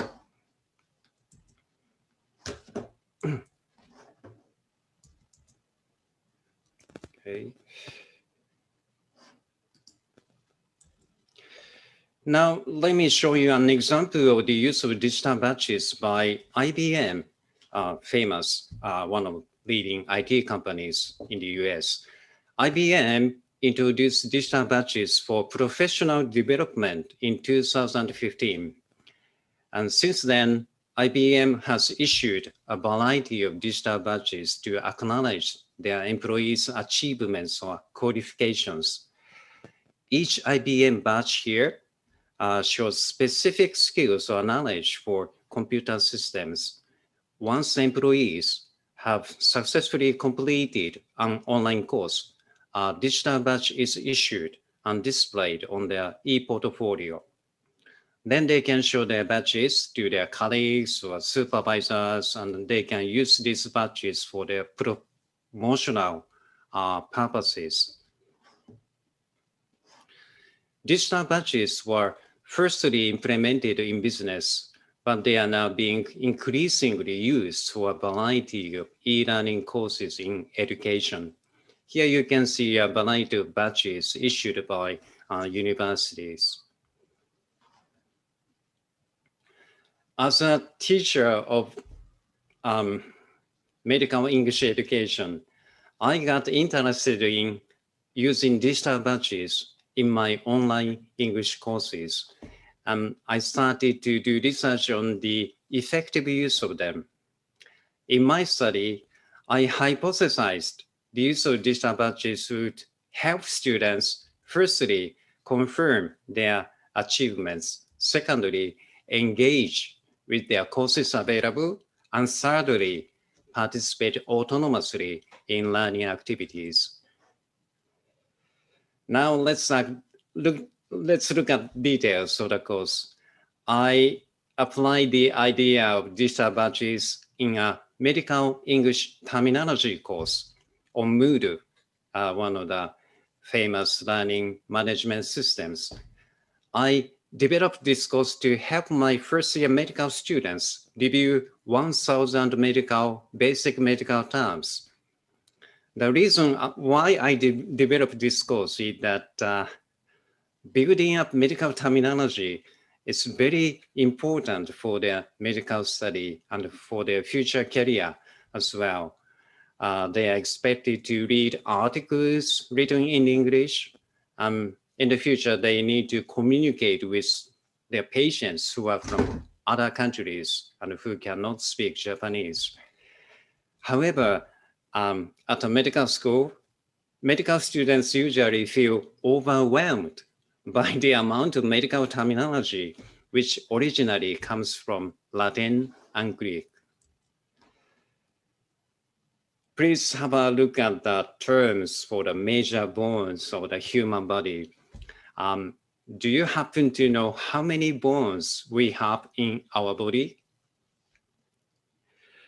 It is said that we have more than 200 bones in our body. And students, medical students, nursing students have to remember all those names in Japanese and in English, which is quite overwhelming work for them.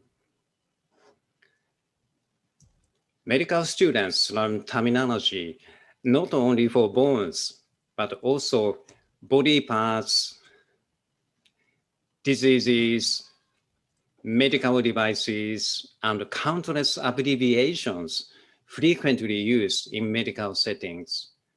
I'm not sure whether this was familiar to you or not, but they are actually literally all Greek to my students at first. For example, one of the abbreviations, NZ, doesn't mean New Zealand in medical settings. It means normal zone. DM is not a direct mail.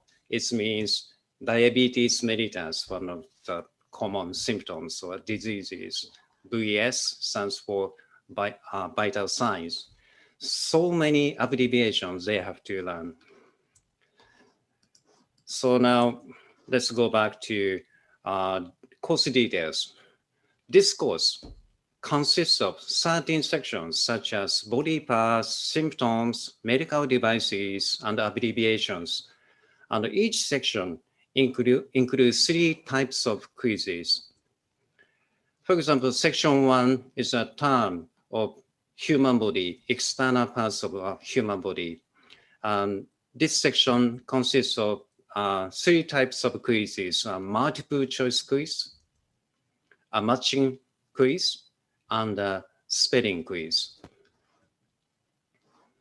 I'll briefly show you a learning procedure of this course. Students first choose a section in the course. Choose a section 1 of 13 sections in the course. Then they work on the quizzes in the section.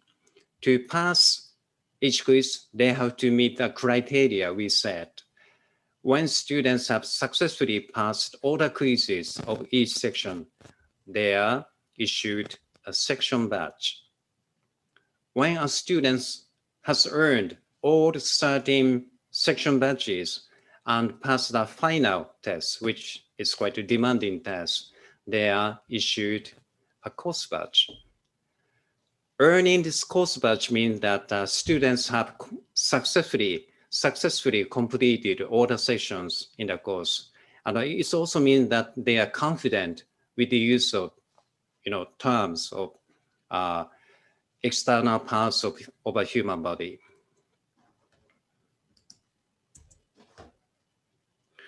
The badges students have earned during their course of study function as a validated indicator of their achievements or progress.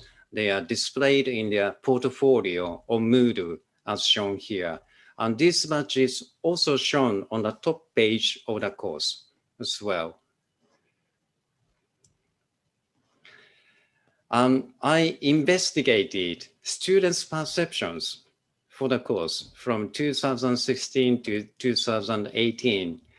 Each year, I made this course available on my Moodle course as a self-study review course, and I encouraged first-year medical students to complete the course at their own pace during a 4-month period in the fall semester.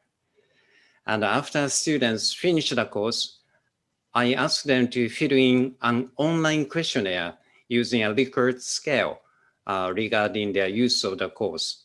I asked these 6 questions to investigate students' perceptions. And the first criterion is on confirmation. Questions includes was the batch-based assessment system comprehensible? Was the batch system helpful in checking your achievements? Second criterion is on self-engagement. Question includes, how do you think this course helped you improve your medical English vocabulary? Are you satisfied with your medical English study through this course? Third criterion is on autonomy. Did the badges influence your learning motivation? Would you like to study English with online study courses like this? So students are asked to answer these 6 questions with using Likert scale. 5 is strongly agree, 4 is agree, 1 is strongly disagree. So next slide. This slide shows the results. The first 2 questions investigated how digital badges helped confirm achievements. About 90% of students found the badge-based assessment system comprehensible, and about 70% of them found the system helpful in checking their achievements. The next 2 questions investigated students' self-engagement. A large majority of students gave us quite positive responses. The last 2 questions investigated students' autonomy. About 2/3 of them found that earning badges helped motivate them toward further autonomous study. However, roughly a third of them are not sure about the effects yet.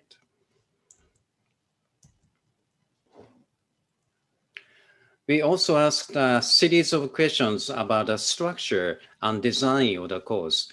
As you can see, a majority of students seem to find the course structure and designs of badges satisfactory, though there remained room for improvement in visual appeal and design of badges.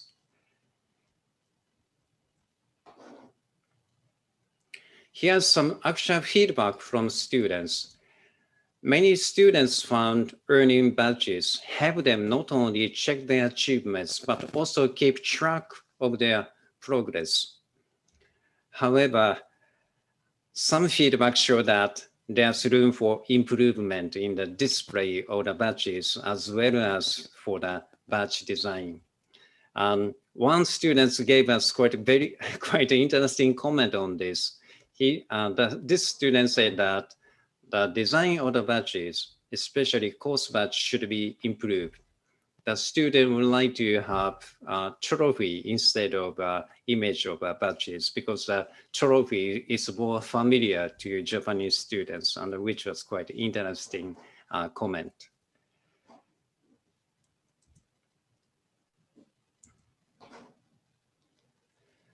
Initial findings from this survey on students' perceptions indicate that the use of digital badges functions well as an indicator. As a whole, most of the students found the badge-based assessment was helpful in checking achievements.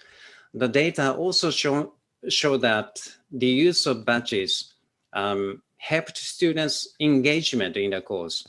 A large majority of students found the course useful and they seemed satisfied with the course. However, as for the function as a motivator, there seemed to be room for improvement, while 2/3 of students found that earning badges motivated them with their study. 1/3 of them responded that the badges were not yet a motivating factor for them. We plan to continue using these badges in our online courses to enhance our language teaching. And we also need to modify, we are working on modifying the structure of the course and the layout of portfolio. Another challenge for us is to rigorously review digital badges to ensure they meet the requirement of learner autonomy. As Dr. Clayton said in his speech, how we can value these badges is a key issue for us. Once students have, recognized the value of earning these badges, these badges surely enhance their learner motivation. Currently, we are developing a reading comprehension course on our Moodle site by applying the badge function to the course. We would like to share the results of our study with you in the near future. Okay, thank you very much. Shay, kia ora. I would like to give you a digital badge for your kind attention. Thank you.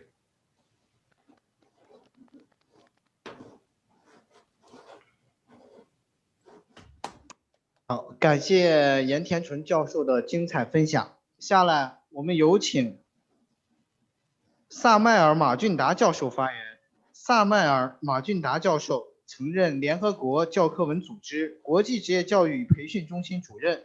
由于对亚太地区职业教育的卓越贡献，他获得了多个国际奖项。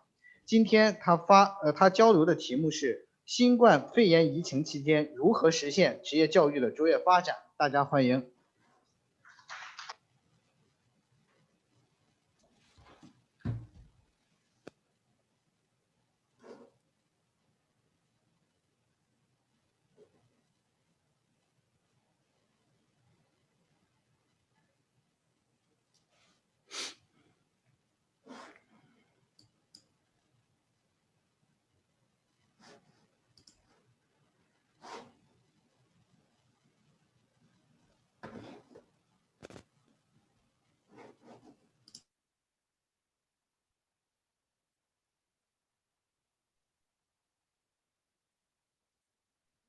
Hello.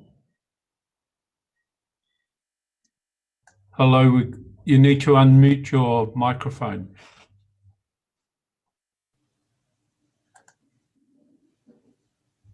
I'll try and do it for you from this end. Yeah, because I'm hearing you. Okay, you are good to go. The video is not on. Anyway, I think probably it will be on from your side. Yeah. We can see your screen. Okay, but you can't see my face. Okay, no problem. So yes, your video is at the bottom bottom left-hand. Excellent. Yes, you're good to go. Excellent. Good morning, good afternoon, good evening.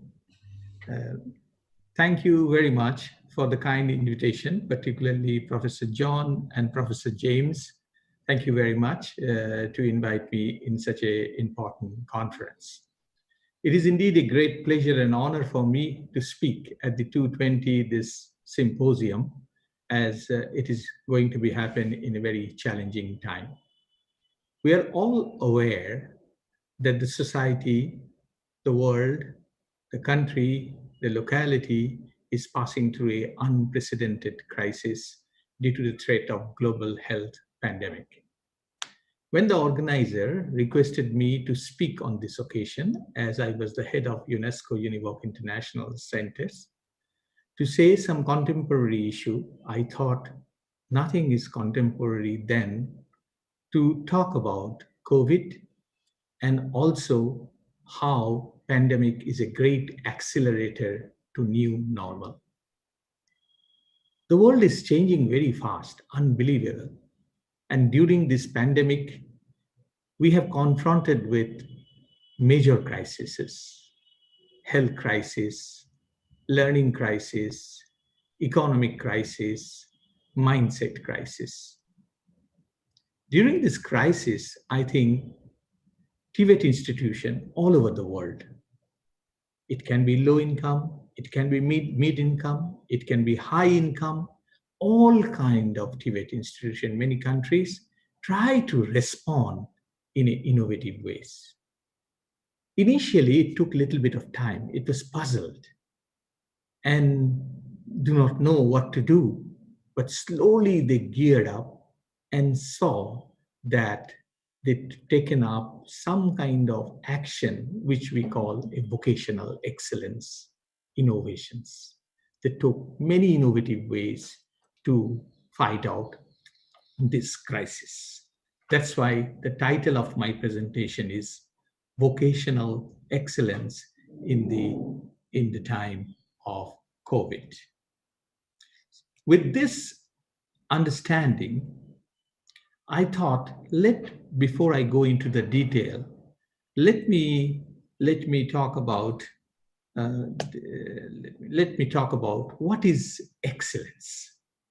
I'm not trying to give you, because you are all aware about the excellence, but many people has defined excellence in a different way. But for me, excellence is a journey to continuous innovations. Definitely the question will come, what do you mean by innovations? To me, again, innovation has been defined by many people, but for me, in simple way, innovation is doing the same thing in different ways, but greater impact. Therefore, excellence and innovation are supplementary to each other.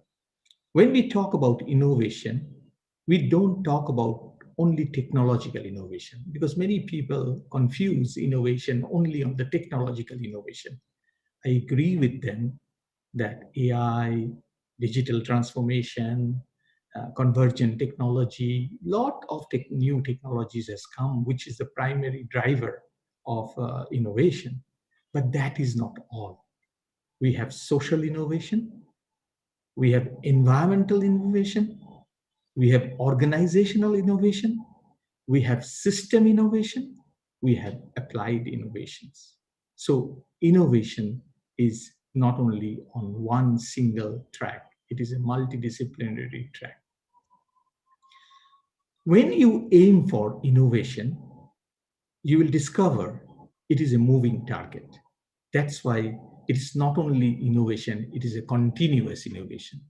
One innovation leads to one result that drives to another result. So it's become a moving target. Innovation can be two types.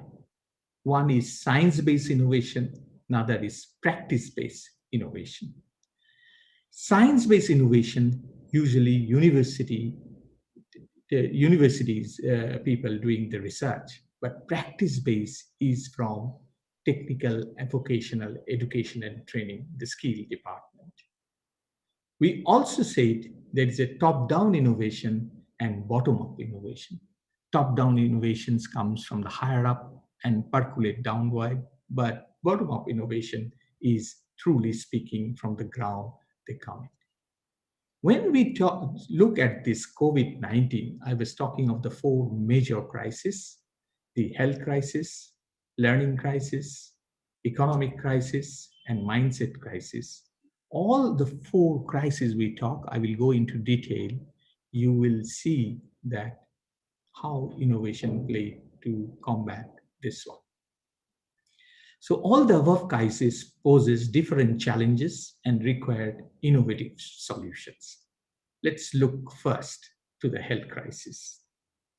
The health crisis is the major issue. You all know when I'm speaking today, over 1 million of people already died of COVID.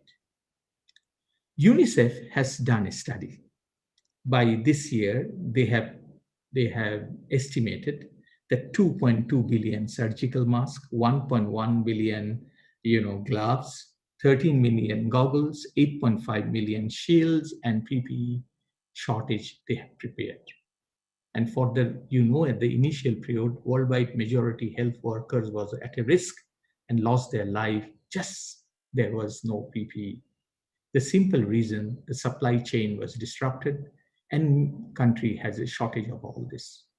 But you will be surprised to know the TVET institution has responded to this shortage, how to respond to the huge shortage of medical equipment and PPE.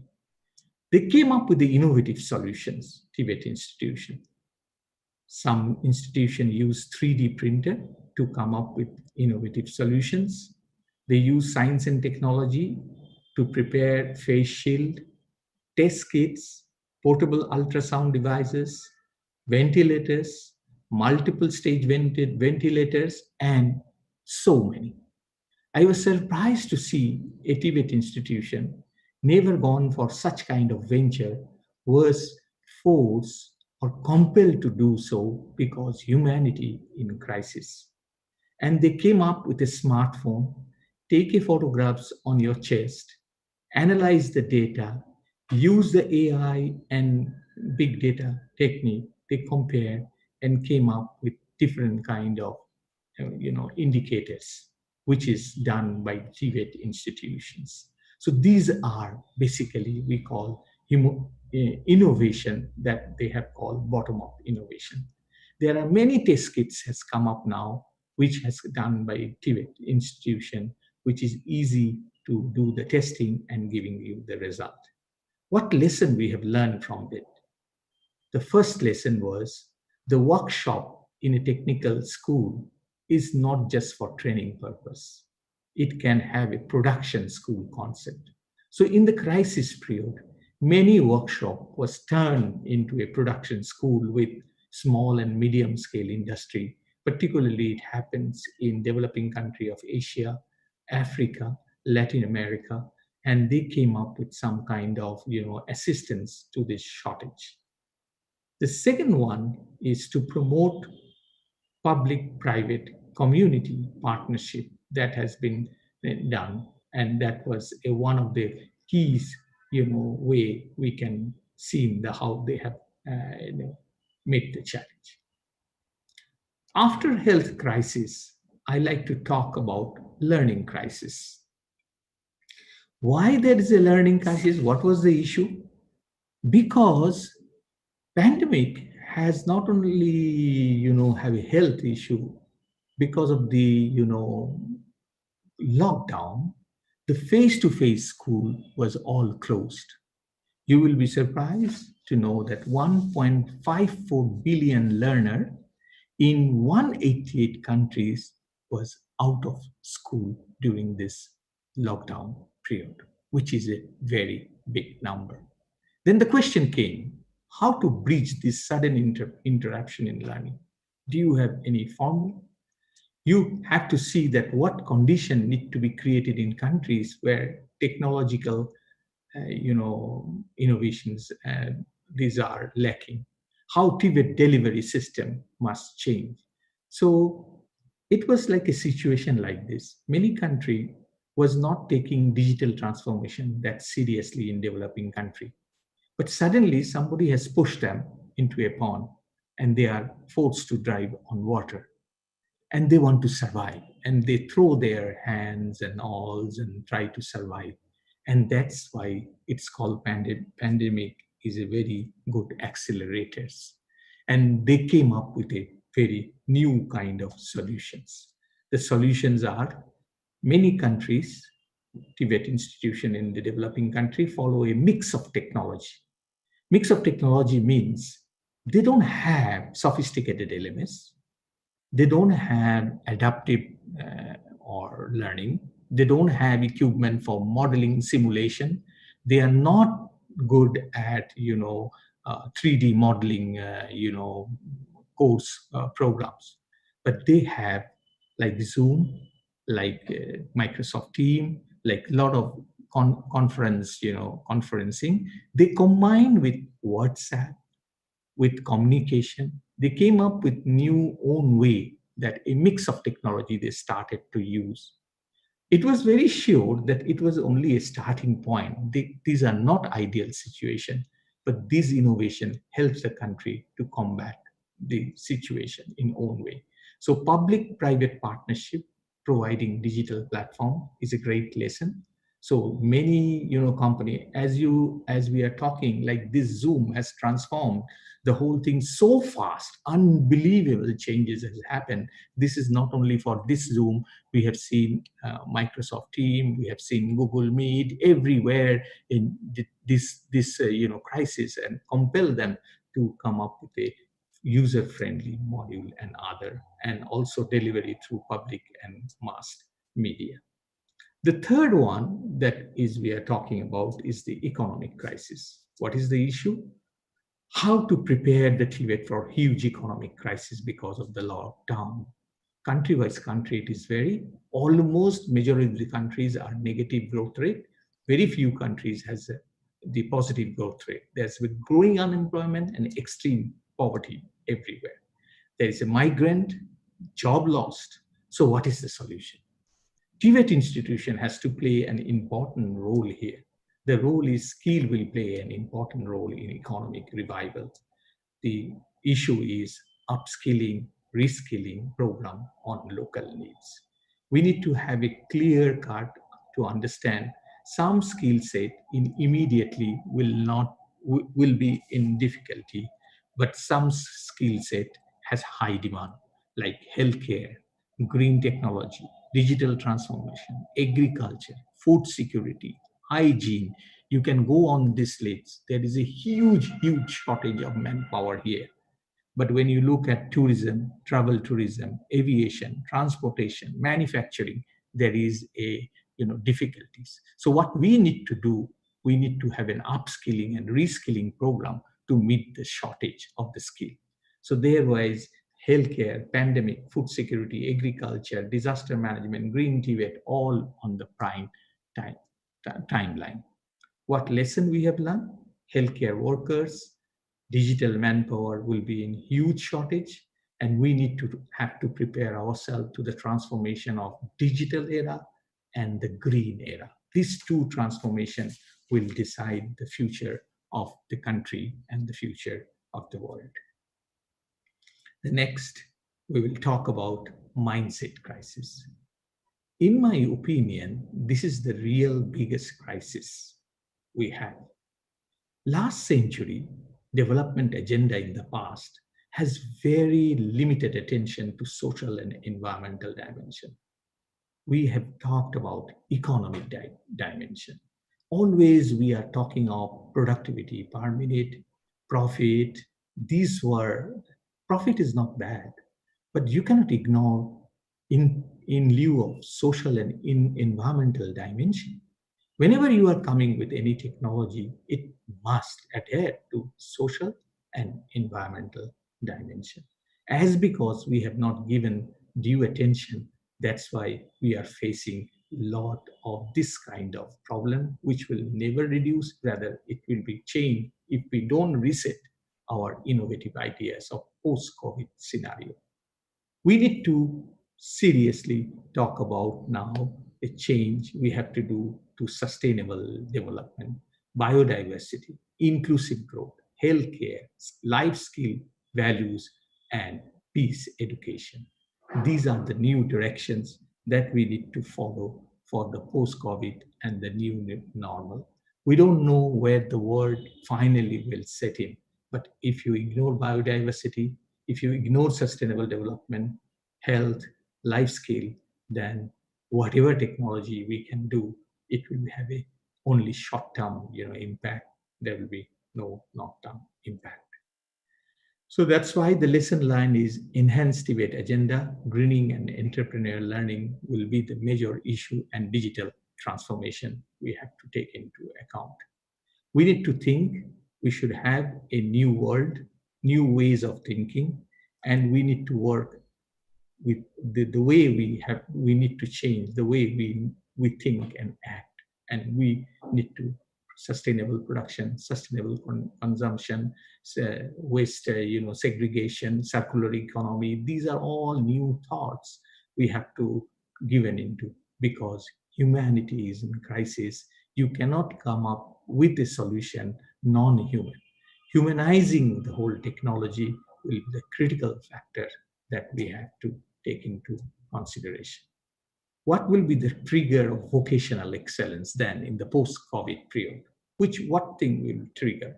The first thing, TVET, Technical Vocational Education Training, acts as a driver of social and applied innovation. It is not only technological innovation. We should more focus on the social and applied innovation. We need to focus on development vector for local and regional growth. Always we need to see our region, the locality, and see whether too much migration is taking place, whether forced migration is taking place, what kind of local skill needs, whether TVET institution offering that skill will be the very important factor.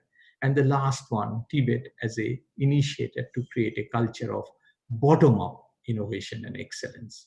We need to really, really transform the TVET institution to play not only a course and curriculum for industrial sector, but for the community. And we need to clearly see that community, public-private community partnership will play a very important role.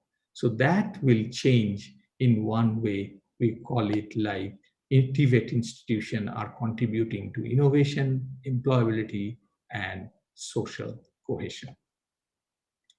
My second issue is what will be triggering the vocational in excellence in COVID time. We have seen TVET institutions that are adaptable, flexible, responsive, manage change, handle uncertainty, and those who are human-centered really acted very well in many countries. They drive for innovation with skill ecosystem. TVET institution cannot work alone. They must have a public-private partnership, small and medium scale industry, but also community development agency. We should have a ecosystem. We need to have also higher education, research people all come on the ground for a problem solving. We need to support local development and regional growth. We need to initiate excellence in teaching and learning. Teaching learning will not be the same as before. We need to have a digital transformation and a new experience for the learner for creativity thinking, critical thinking, and innovative thinking through teaching learning. We have to give specialization in digitization, climatic change, and sustainable development. Those who have one or two, this specialization, they acted very scientifically in this time of vocational excellence. And I was really surprised to see many institutions, because of the shortage of time, I didn't give you the full example. I have the full paper, if you see. Then I have studied worldwide how in Europe, in Asia, in Africa, the TVET institution has acted a bottom-up innovative programs. For that, I like to conclude my presentation with a quotation. If necessity is the mother of invention, scarcity is the mother of innovation. That's why we have to know that when there is a scarcity, we are pushing for the innovations. Humanity, which is the most important, should be at the core of all innovation. It is not just innovation, but inclusive innovation. And TVET has to play the most important role to do that.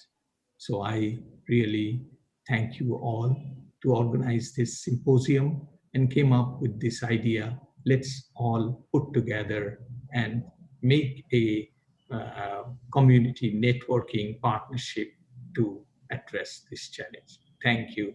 Thank you very much. Neha. Hello.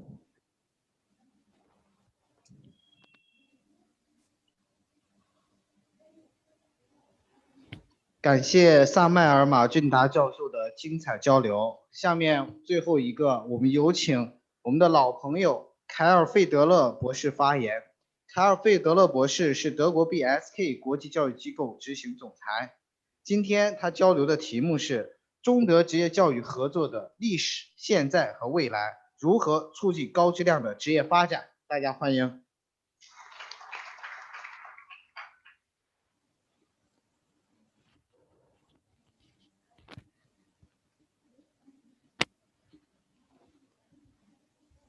A very good afternoon, ladies and gentlemen, and my dear friends. It's a big honor for me to be here together with you at that very important venue. Today I would like to share a few ideas about the history, the present, and the future of Sino-German Vocational Education Cooperation. First of all, I would like to bring forward my most sincerest congratulations to the 70th anniversary of Shanxi Polytechnic Institute, 7 decades of excellence. Wish you, the university leaders, professors, experts, and students of Shanxi Polytechnic Institute all the best for the future. Once again, a warmly congratulations. When looking back at the history, currently we have 35 years of bilateral education cooperation, firstly starting in 1985 in Tianjin with the Sino-German Vocational Technical College. Later on, in 1989 in Shanghai, Tongji University, there was the Sino-German College, CDHK, established. And those institutions were one of the very first of its kind established by both governments from both countries. And from those, I would say, very humble beginnings, the cooperation has become very mature. It has emerged to the level of students, of teachers, of university leaders, of education experts, and most importantly, also the companies got involved in that cooperation. And that is important to know because in the dual system, in the dual study system, companies, they play an important part because they provide the jobs and they give the money for this cooperation. We are very happy to see that both countries enjoy an excellent diplomatic relation. And you can say that maybe Germany is taking in a leading position in vocational education, but at the same time, China has the biggest amount of vocational education institutes, and it has the most modern facilities. And in fact, China is much more modern than Germany is. Think, for example, smartphone apps. Think, for example, about all kinds of learning software or software related to education. These areas, China is much more advanced than any other Western countries. And when looking at the current state of the cooperation between both countries, we have to mention Shanxi Polytechnic Institute, because from my point of view, Shanxi Polytechnic Institute has one of the most successful cooperation with Germany. Since the year 2012, Shanxi Polytechnic Institute was sending students and teachers to Germany. Students have been admitted to world-class leading universities in Germany. Teachers have been admitted as becoming visiting scholars in Germany. And I can say that Shaanxi Polytechnic is one of the leading colleges and institutes when it comes to Sino-German